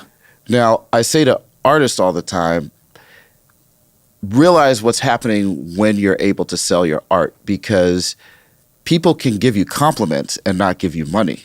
Oh. Right? I can like you. I can think you're great. But if I don't buy a ticket to your show, like that's just a different level of investment. Yeah, I'm with you. And so, I used to hear years ago, my dad would tell me, son, a professional is somebody who gets paid to do what they do. Right? You get paid. For artists, you can be a professional and have no money coming in for a long time. In fact, it could all come after you die. Oh, easily it could come. I mean, hopefully less so these days, but it's true. So the money cannot validate the art because of what you just said, because value's all over the place. The value is shifting. Sometimes they can miss it. All those black artists for, 150 years that were overlooked weren't making better or worse art. The country discounted them. It's the train. It's the train. Yeah, so the train wasn't stopping there. Train wasn't stopping so, there. So for me and for other artists, you have to at once know that the art is authentic and true and real because it's what you have transferred into that material. In my case, I make objects. But that transfer has nothing to do with anything but me and that material at 4 o'clock in the morning. It's a spiritual experience. When I'm done with it and it enters the public realm for critique, for connoisseurship, for commerce, that's a different thing. Those two things are related and separate.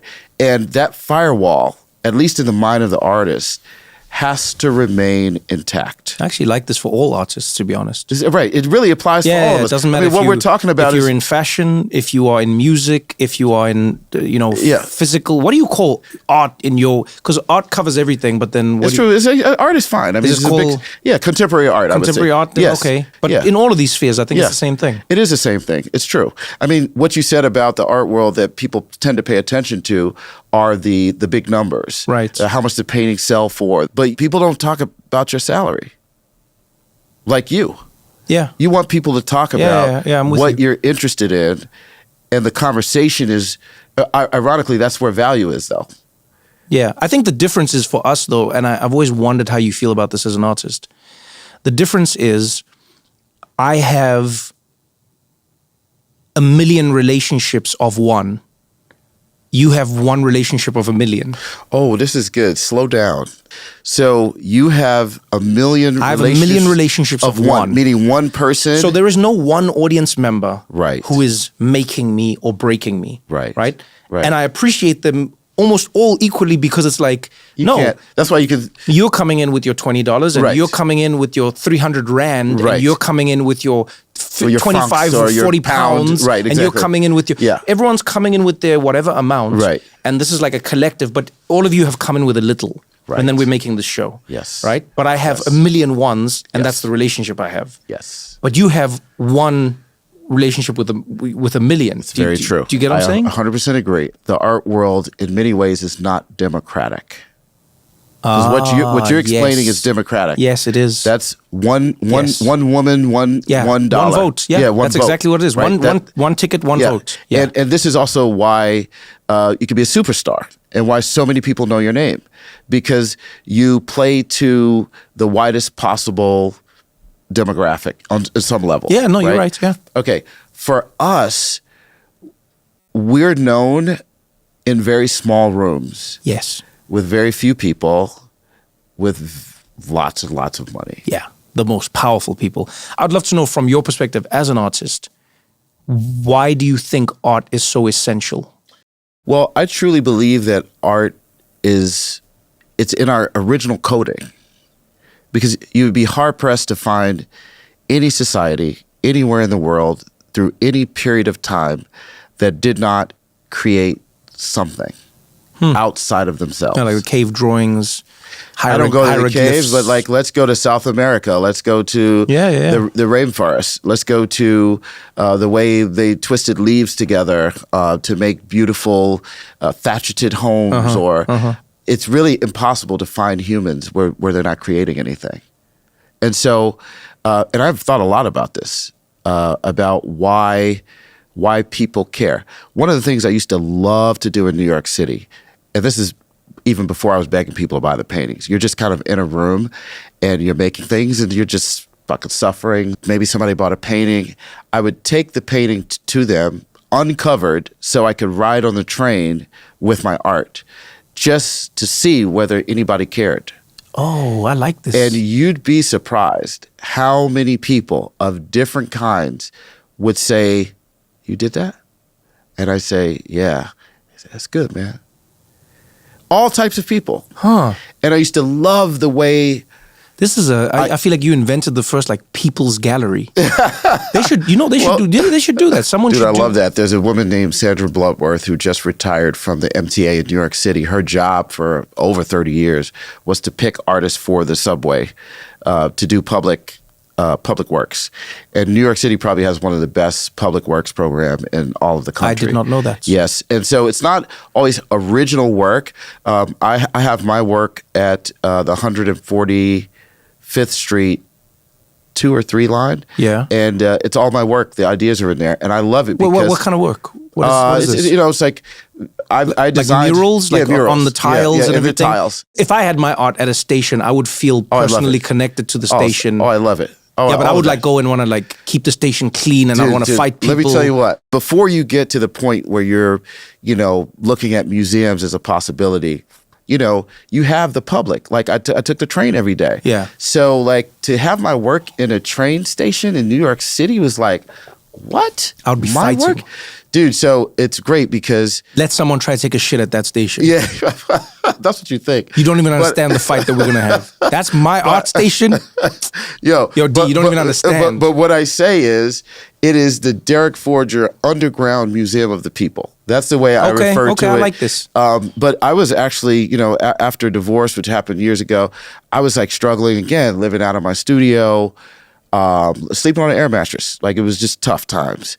And it was a block away from where they called me to put my work at the station years later. And I just thought, this is not coincidence.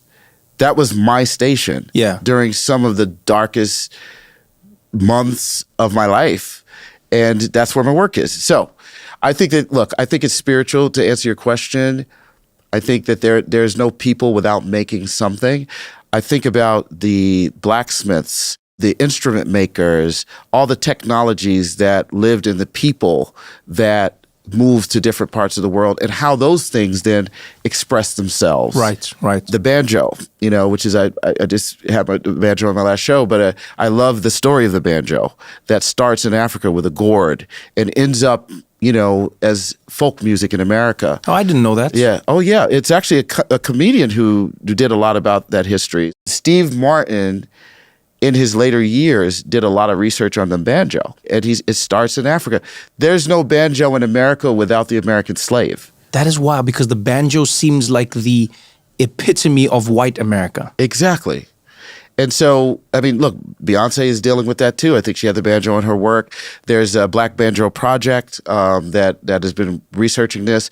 But you asked about my work and what stories. I love the opportunity to introduce those complexities and to magnify them and to have people make connections to things that they might not have made otherwise. It's what you do in your work too, right?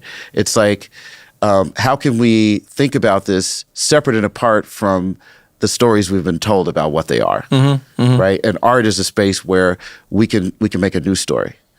I think I only truly understood the value of art when I went to Ukraine. Tell me about this. I traveled to Ukraine. This was many years ago, obviously before the conflict.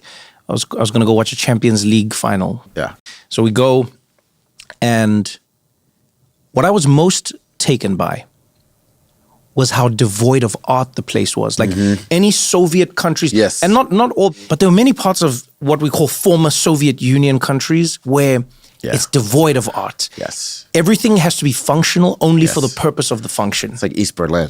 It really is. It really is. Yeah. And when I came back from Ukraine, I remember traveling and realizing, oh man, the thing about art that's weird is, it's like you don't play video games, right? No. How do you know that? You're making a presumption. Man, you don't give me video game vibes. Damn, I hate that. Also, if you played video games, you'd never finish your art. That's how I know. It's very true. I've been to your studio. Yes. You are working. I know video game people. Trust me. You're like, that's not what's happening in here, right? No. Video games and hours and hours in the studio. Right. You can't do both. That doesn't work. That's fair. Do you play? You play? I play my whole life. There's something that I learned from video games that applies to art, and it's what they call passive buffs. Okay. So there's some things you would apply to a character, right, that are obvious and easy to see. Like what? Like a sword? Yeah, here's a sword. Right. The sword is easy to understand. You have the sword. Right. But then you'd have a buff. And a buff would be, you are going to be 20% stronger now. right? Wow, yeah. Now, you don't necessarily notice the 20% stronger in every single encounter, but it does make the game easier and it makes it different. Right. And I remember coming back from Ukraine, traveling back into like the world, going, oh, damn, this is what art does. Art is like a passive buff to society. Oh, I love this. Yeah, it's true. You know what I mean? It's true.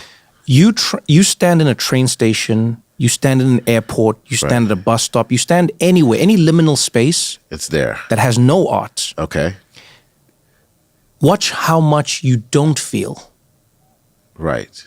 And it's a difficult thing to notice because noticing absence, as you were saying earlier, is extremely difficult. It is hard. You know, it's very difficult to appreciate. Go, I'm noticing nothing, that nothing is here. Yes. Sometimes it's even difficult to notice what is there. But when you look at art, when you're not even like looking at it, right? Yeah. It's doing things to you. Oh, it is. So it's impossible to walk through the Sistine Chapel and be unaffected. Yeah, and not have like wonder. It's not possible. You know, it doesn't matter what the painting is. No, it doesn't matter. It doesn't matter whether you know anything about it. I don't know anything about art. Yes. But like when I look at a Rembrandt, and I didn't even know it's a Rembrandt. That's right. I just go like, where's that field? Yes, exactly. What is that place? You take interest, right? And you know who I realize knows this and has not robbed us of it, but they're very slick about it, is the advertising industry. Yes, they do. Yes. Because now billboards are our art. Oh, absolutely. Right? So when you travel somewhere, you see Coca-Cola. That's right. You see, like all these story, the optics. It's like everything shining on a billboard. Oh, absolutely. Shining on a billboard, shining on a billboard. You're in Times Square. Yes. And they know the passive power of it. They know that in that moment you may not go Coca-Cola. But if you keep seeing that red, but somewhere along the line, you're going to be thirsty and you're like, man, I really feel like a Coke. Yes. And they go, thank you, we got you. And now I think if Coca-Cola can make you crave a Coke by putting up a billboard, then an artist can make you crave hope by putting up a billboard. Do you know what I'm saying? I like that. Okay, so I'm going to complicate that. I like it. I think it's a great opportunity to think about the difference between advertising and art. And it's really simple in that advertising, even design, they solve a problem. They answer a question, right?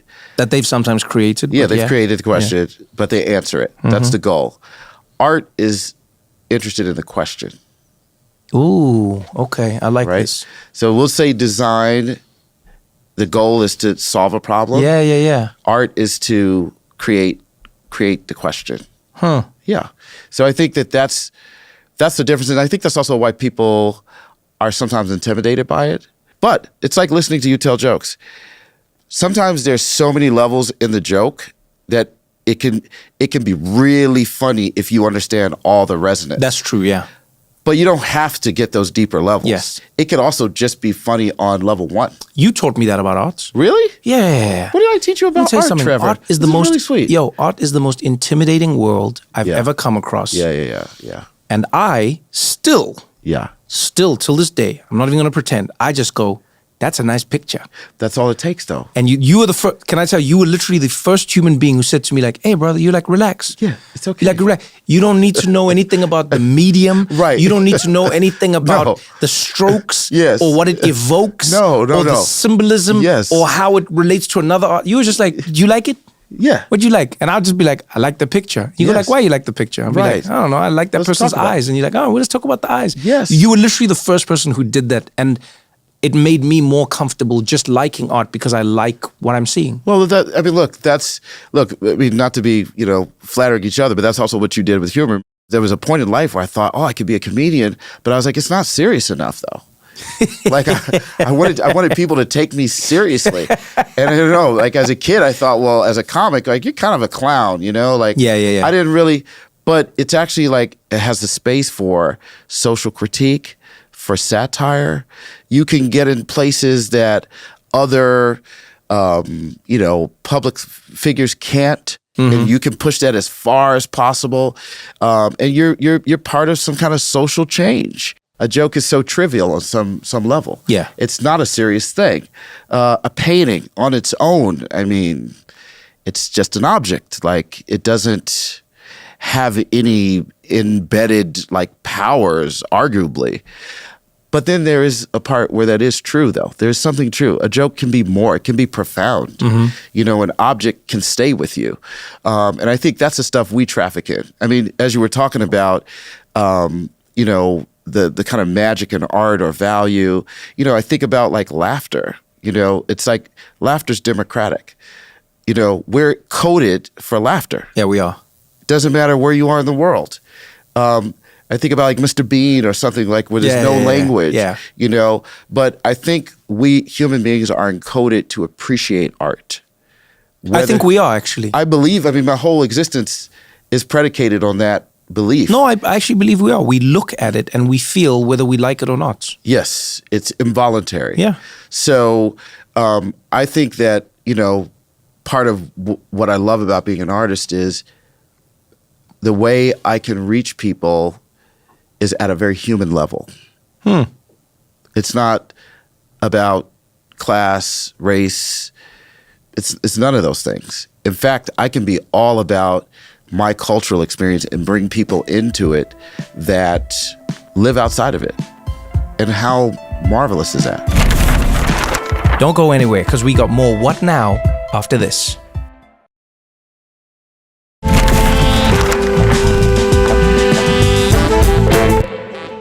What are you working on right now? Because you did a show recently. Yes. How long do you take between? How long does it take you? It takes me about a year to put a show together, a little more.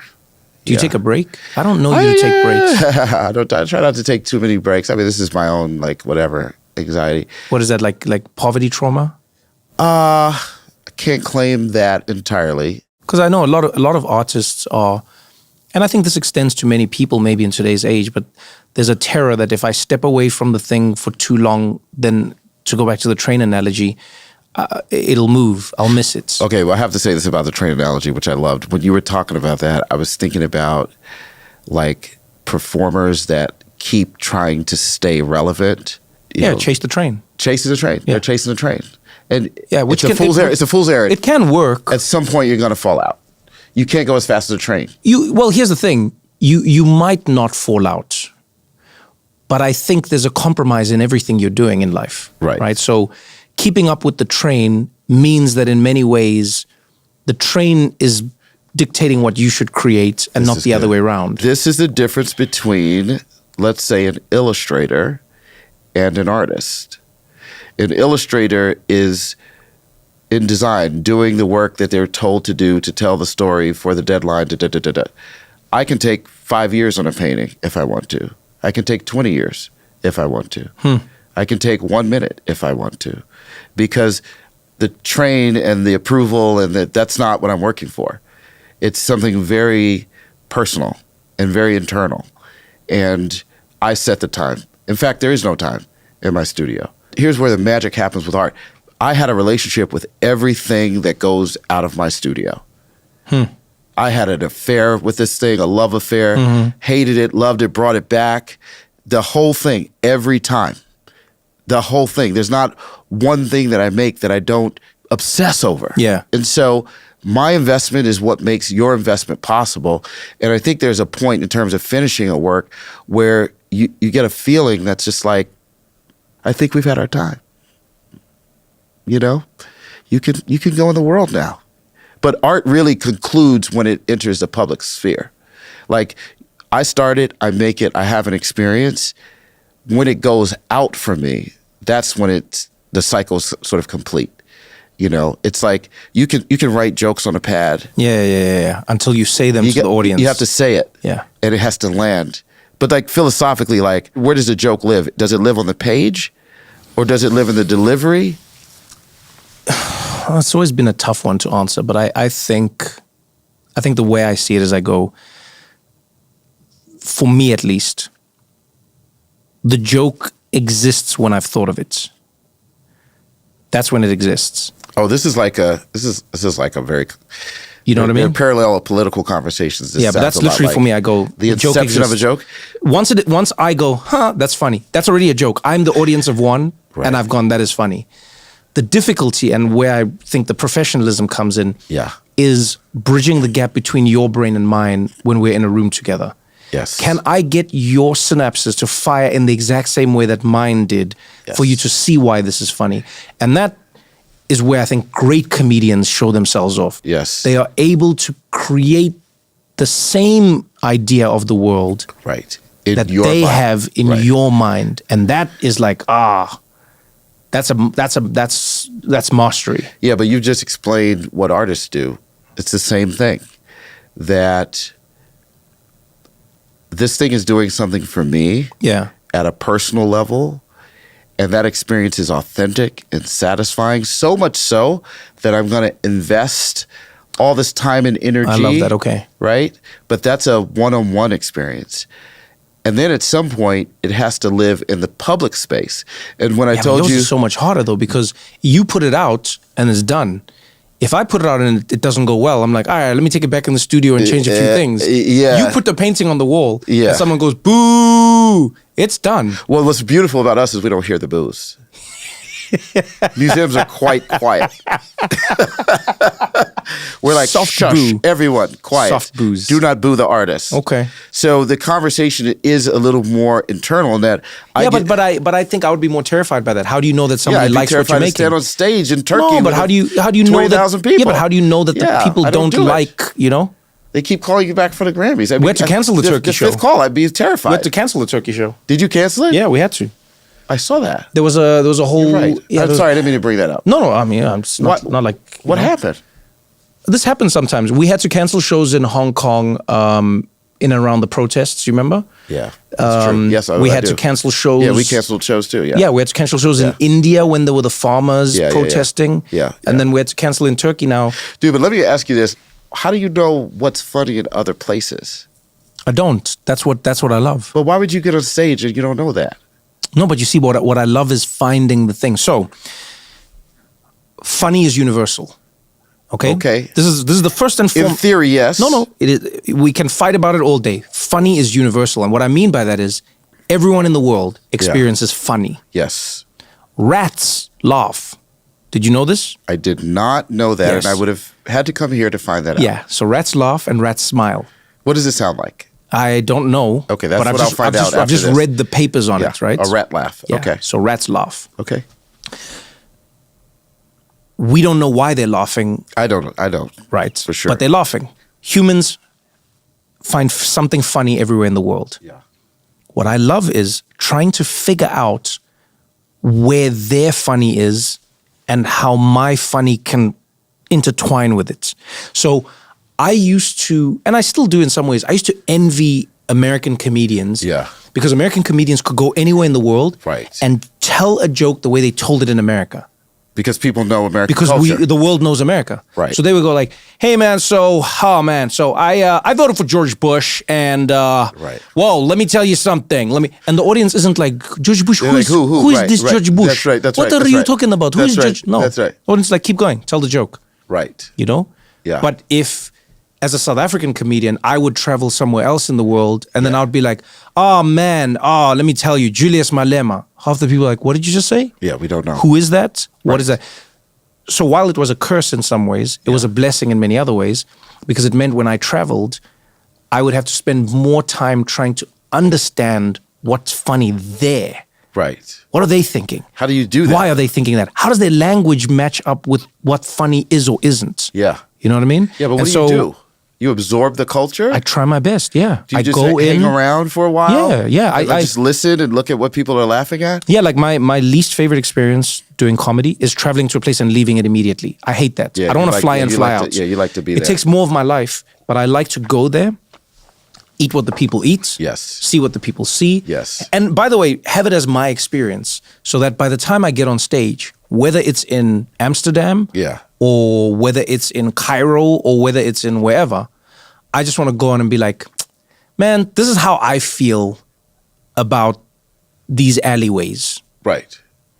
And the magic happens when they go, oh my God, you felt that? Like, we feel that too. You felt that? Right. And it becomes a magical experience because they go, we even forgot that we feel that. Right. You know? Right. And I remember I really never appreciated it until it was two people who helped me, Kevin Hart and Dave Chappelle. Kevin said to me one day, he was a classic Kevin. Kevin was, we were at a tennis match. And Kevin's like, he's like, man, Trevor, let me tell you something, man. He says, man, I'm sick of your bullshit, man. I'm sick of your bullshit. And I was like, what do you mean, Kev? He's like, man, every country I go to, they go, you know who came here? Trevor came here. And they're like, man, you were funny. They're like, oh man, but Trevor, man, he told us jokes about us. And Kevin's like, man, well, this is some bullshit. He lives in America, I live in America. And Kevin was saying, he's like, I hope you appreciate what you have. Yeah. Don't try and be more this. Don't try and be, you know what I mean? Right. And Dave said the same thing to me as well. We did a comedy festival that Dave was headlining, and then I was in the run-up days to Dave's show. Yeah. And I think it was like maybe the first comedy festival in the UAE. And we both performed our shows. And I mean, Dave Chappelle is a master of the craft. Yeah, you know? Yeah. And like afterwards we're hanging out and Dave says to me, he goes, man, he says, I'm funny, don't get me wrong. He says, but tonight I watched you become Dubai's favorite comedian. He said, I was Dave Chappelle. That's big. But you were their comedian as if you're from here. Yeah. And I think that's and I think it's partially where I'm from as a person, my life growing up. All that. My, everything. Yeah. I've always loved this. I feel like there's something special when you can find a way to use your culinary skills to cook somebody's food for them. That's right. Oh, that's a great analogy. You know? I used to not understand how serious you were about that. You used to say that after you finished the Daily Show and you were like, I just love to travel and I love to. I was like, oh, he likes to go. Like who loves to tour? But you don't just tour. You're like learning. You're like learning the culture and trying to like understand and apply. I'll tell you why. I think not to make it too existential, but I think it's particularly now because it's in short supply. Yes. One of my favorite things I get from traveling the world and meeting people and doing what they're doing is it reminds me there's no one way to be right. There you go. You know what I'm saying? Yes. So there is no one way for a joke to be funny. Yes. There is no one way for a food to be delicious. Yes. You know, earlier on, just here with the crew, we were talking about like fermented shark meat in Iceland. Yes. And if you're not able to handle it, you're like, this is trash, this is disgusting. Right. Yeah, but they're like, no, it's not. They love it. Yeah. And somewhere else, people love caviar. In another part of the world, people are like, what is this? Yeah. So I think that reminds me in everything, politics, in the way I relate with other human beings, the way you raise a child, the way you make the world. I go, don't think there is the way. Yeah. And you know how you know there's not the way? All those cultures and people exist. Look, they're doing fine. Do you know what I'm saying? Yeah. So if there was one way for the world to be, every other culture would be that way. It's so true. But I find a lot of the time bigger nations and bigger cultures will assume, so they'll, like the British land in Africa and they go, these savages, they don't know how to do anything. That's it's like, yeah, but you found them here doing it. That's right. That's right. If you didn't find them, I would agree with you. Yes. But because you found them, it means they do know how to do something. Yes. Right? Yeah. Same thing when like the Spanish get to South America and Central America. Oh God, that's they're like, these people don't know, and it's like, no. They're do fine. know. Yeah, they're fine because they're here. You know, as a kid, my mother would sometimes close the door and be like, I'm eating my food. And when she says my food, she means she's eating Ghanaian food. Yeah. She eats with her hands. And she would say, I mean, we all eat with our hands, we eat fufu and otherwise. And she would say, these people won't understand that why I eat with my hands. They think I need a fork. And for her, she understood the fork as a colonial object. Oh, that was unnecessary. I mean, it is unnecessary. It's unnecessary. It's completely unnecessary. And she unnecessary. would say, food actually tastes better. I mean, your hands are tactile. You're experiencing the texture of the food and you're ingesting the food. Did she know that based on research? Because that is true. She lived that, right? it. I mean, she lived it. I mean, she grew up. I'm saying she was just saying this intuitively. Well, she's saying we've eaten our food that magic for mom thing. Yes, exactly. She's doing that magic mom thing. I mean, they do that. She's saying. They'll say something that like a university will release in a paper. Oh, totally. Researchers have found eating food with your hands increases and your mom is like. She's like, yeah. This is exactly right. But, you know, to go back to what you were saying about the cultures, man, you remind me of going to, a few years ago, I went to actually Israel. And from there, I went to South Africa. And I remember going to Hector Peterson Square. I mean, the story of them teaching Afrikaans. And after that, I went to Australia. And when I came off the plane, they apprehended me for a while.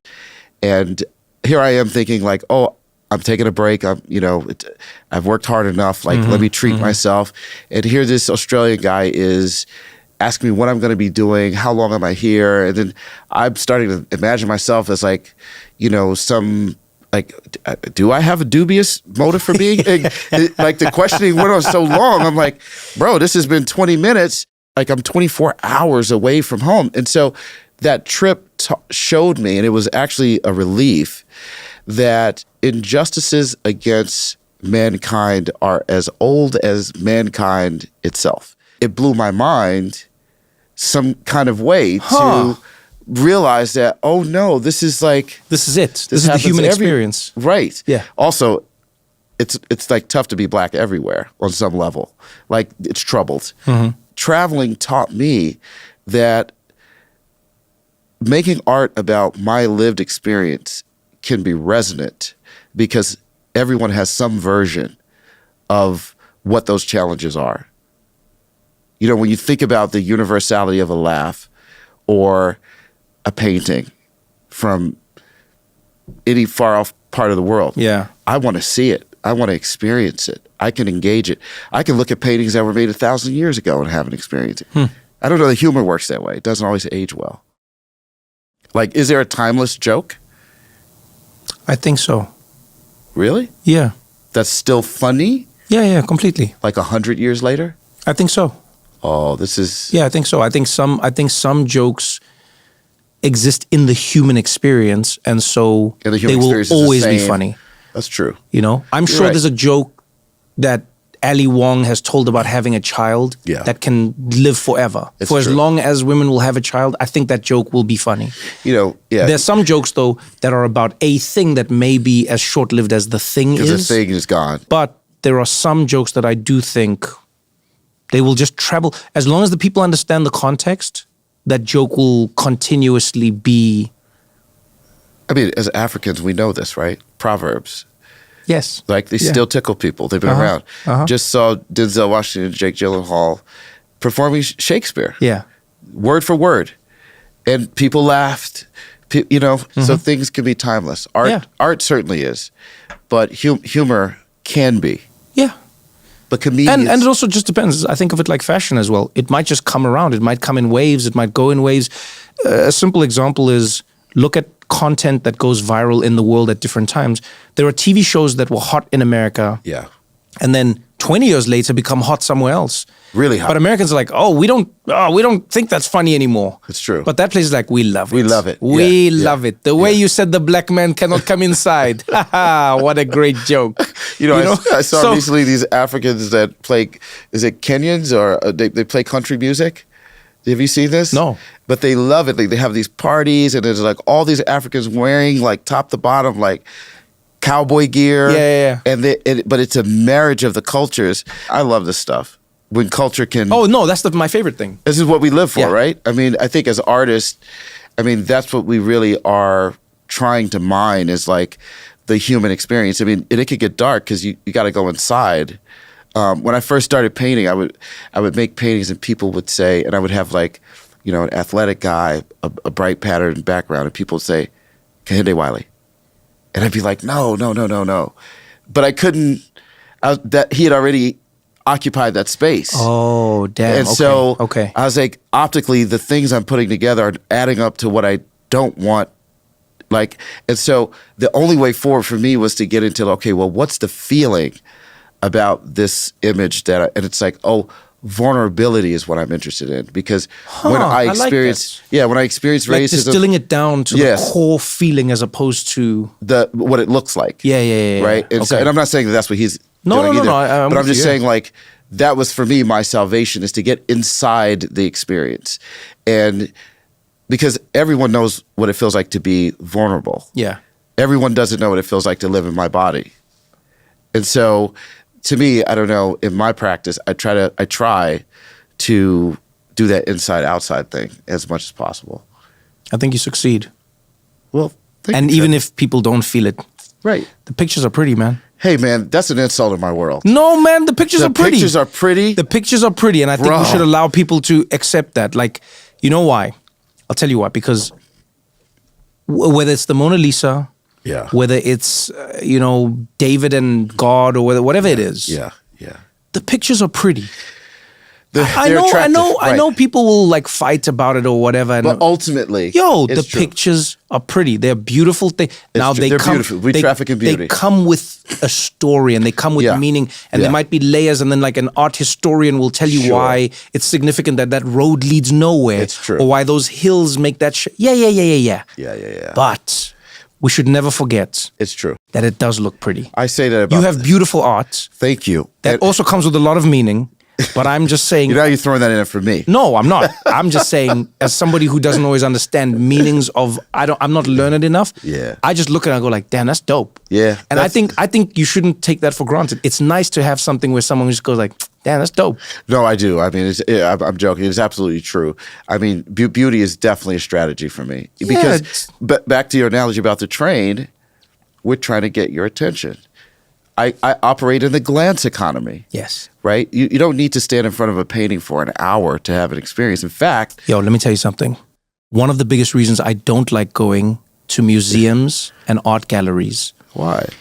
Especially if someone from the museum or art gallery knows I'm there. Yeah, because they come is talk because to you. they'll come take me on tours and stuff. They shouldn't do that with you. And then what happens is, I don't know how long I need to stand in front of an art piece to make it seem like I fully appreciated it.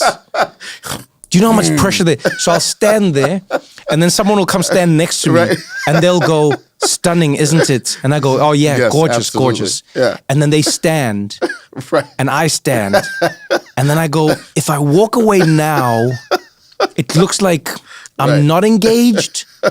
Right. And then I'll like zoom, I'll like come forward, and I'll be like, "Wow, fascinating, oh man, dude, this is a lot of performance." It's too much stress. All right, here's what I'm going to do. That's why I like looking at art with you, because I can literally just say to you straight up, I can go, I like those pants. That's right. It's true. And I think it's important to be able to do that. Okay, that's very important, and I'm going to absolve you of that pressure. You may never do that again. You may also say, I don't get it. I'm not into it. That's a good thing too. That's a reaction. And in art, that's totally possible. There's some art that just bothers me, but it bothers me. Okay. And that's a good thing. So I think the complication with the word pretty is that it flattens for me. Beauty is to me more expansive than pretty. Oh, I'll take... right? So pretty is just purely aesthetics. It's just pretty. But beauty is Whereas layered. you could be beautiful inside and out. Well, I think a lot of your paintings are beautiful on the outside if people don't know what's on the inside.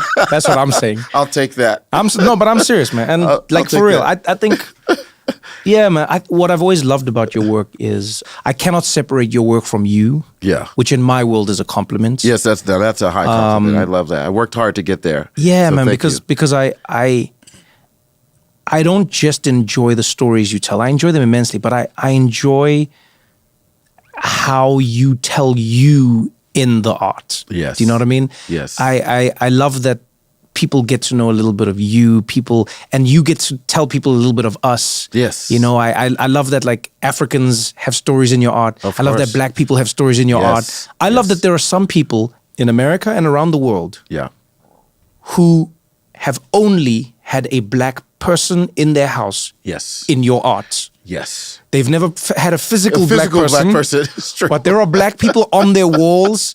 And you know what? Their kids grow up looking at those Black faces. And I mean this like in a real way. I know it. We have this conversation. And Rashid and I talk about this. I'm really appreciative of that, where I just go like, damn, you did that. Well, but it's true. Like, think about that. And so I've been asked also, well, how do you feel about that if there are those people that don't have direct engagement with Black people in their lives, but want to acquire images of Black people? And I say, there's something beautiful that you find about the experience. And as long as I put enough truth in the work, where the work is not merely to perform aesthetically, they're part of the conversation. And I think it's a good thing. Art is, hey man, let me tell you something. The first artist who painted white Jesus changed the world. Immensely. Changed the world. Our world. Certainly changed, but that's what I mean. the continent Think about it. Right. Think about it. Think about history as we know it. Okay, but would it be the same if that painter kept Jesus as dark-skinned as Jesus was? Just think about that for a moment. No, it wouldn't. Right? No, it wouldn't. Because it would be a whole lot harder for people to travel to other places and do the things that they did to those people when those people look like Jesus now. It's do you get what I'm true. saying? So that's where I'm saying like that's arts, a big thing. Yeah, arts is like a big one. But I'll also say to complicate that, there are pictures of Black Jesus that have been created long time ago. That's that market conversation about that one guy that painted long hair Arkansas Jesus, like why that became as popular is because of a machine. It's not because of the painting. So when we go to, say, Ethiopia and we see Orthodox Christ, he looks very different than Arkansas Christ that we know in America, or the Western Jesus. But that one didn't travel because it didn't function as propaganda. So I don't want to say that artist made this move. The machine moved that artist's work, right? So that's why that firewall is so important. Before we wrap this up, I just realized there's something I've never asked you and I've always wanted to. I always remember this when we're not together. This is going to be good. Have you ever heard the conspiracy theory that the CIA invented American contemporary art? Or abstract art, or forgive me if I'm using the wrong term. No. Have you heard the conspiracy theory? I don't know it well. I've heard some things about them being involved in using it with, So apparently, it's just because when you said machine, post World War II, the world is now forming itself. It's becoming this new space, and America is now a superpower. Okay. In a way that it wasn't before World War II, right? So America was big, but it wasn't like the early power 40s. Of the world, right? Early 40s. Now America has the atom bomb. The world is looking at America different. America's this thing. And America, this is all the story, by the way. America realizes that while it is seen as the military powerhouse of the world, it is not considered the cultural powerhouse of the world, right? Yes. So America starts going, okay, we got to get culture out there. And it's doing it in multiple ways. Music and, film is burgeoning at that time and it's growing. But the upper-minded echelons say, yes, but America will never have art. Right. Art is of Europe. Yes, it is. Of the sophisticated. All the art in America. And America is a young baby. Yes, and the story goes that the CIA is then tasked with creating an art market. And so they start telling people, just make shit and we'll buy it. And they go in, they buy it, they inflate the price, they get galleries buying it, they get a market going, it becomes this whole big thing. The story becomes the art. The art's blowing, it's burgeoning as well. And then the thing is created. Have you heard anything about this? I tell you why I think that's complete BS. Because it's great fun. It's a fantastic chat. story. I like it. I mean, for a dinner party, it's wonderful. I'd stand around and listen to it. Remember what we said before about the belief that human beings are encoded to create. Yeah. So creating art at all levels in all ways has been ubiquitous with human beings. The art market really didn't get created until the 70s. And there was a guy named Skull who owned taxi cabs. He was a wealthy guy who decided to go to Sotheby's, which at the time was only really selling antiques and, cars and other things. So he had bought art from all these artists in New York, probably many from Leo Castelli. And he decided, I'm just going to resell this stuff. And he did it at these high prices. And Robert Rauschenberg was there at the sale and shoved them. And they had this match. And there's a photograph of the moment when Rauschenberg says, hey, man, you bought that for me from this. And you took advantage of me. And Skull says, I did you a favor. And so inside our world of contemporary art, that's the origins that we know about. That's the moment. Yes, that's the moment when New York City started to become the center of the art world. So that's, in terms of the art market. So that's a bit more plausible than this, because Americans, the government is not, they don't even support artists well in this country at all. So that just gives them too much credit. Do you know what I'm saying? I want to believe that so much. If you told me that happened in Canada, I might believe that more, because Canada supports their artists. They understand culture. If you told me this happened in Korea, look at what they're doing with K-pop. The government is helping underwrite that thing. That's cultural export. But America? Wow, that's a stretch. Great story, though. Oh, man. I like the story. Yeah, as we said in the beginning, doesn't matter whether it's true or not. Doesn't matter. We just need a story. Yeah, man. This was fun, D. Yeah. Thank you very much for coming. Is there anywhere where people can see your art right now? Yes. Where should they go? Other than which station? Let's start with that. Okay, that's so the most important. The Derek Forger Underground Museum of the People. Yeah. Is at on 145th Street on the 2 and or 3 stop at 145th Street. So that's cool. So that's there. I have a show I'm working on in September in Los Angeles, which is going to be great at David Kordansky Gallery. Thinking only about music. And people can just go to these things, They can just come, dude. Like, please come to the show. Just come. It costs no money. It's wonderful. So I wish more people went to galleries and museums. So I want to encourage people to just go. This show is all about the Black voice. And I think this is a time where we need to raise our voices. I think the Black voice is emblematic of so many things around democracy that is really powerful. So hopefully get you to LA. I'll pop by. All right, brother. I'll be there. I travel, man. You know. Yeah, you travel a lot, my friend. I travel. Yeah. Thanks for having me, Trevor. Derek Forger. Thank you. All right.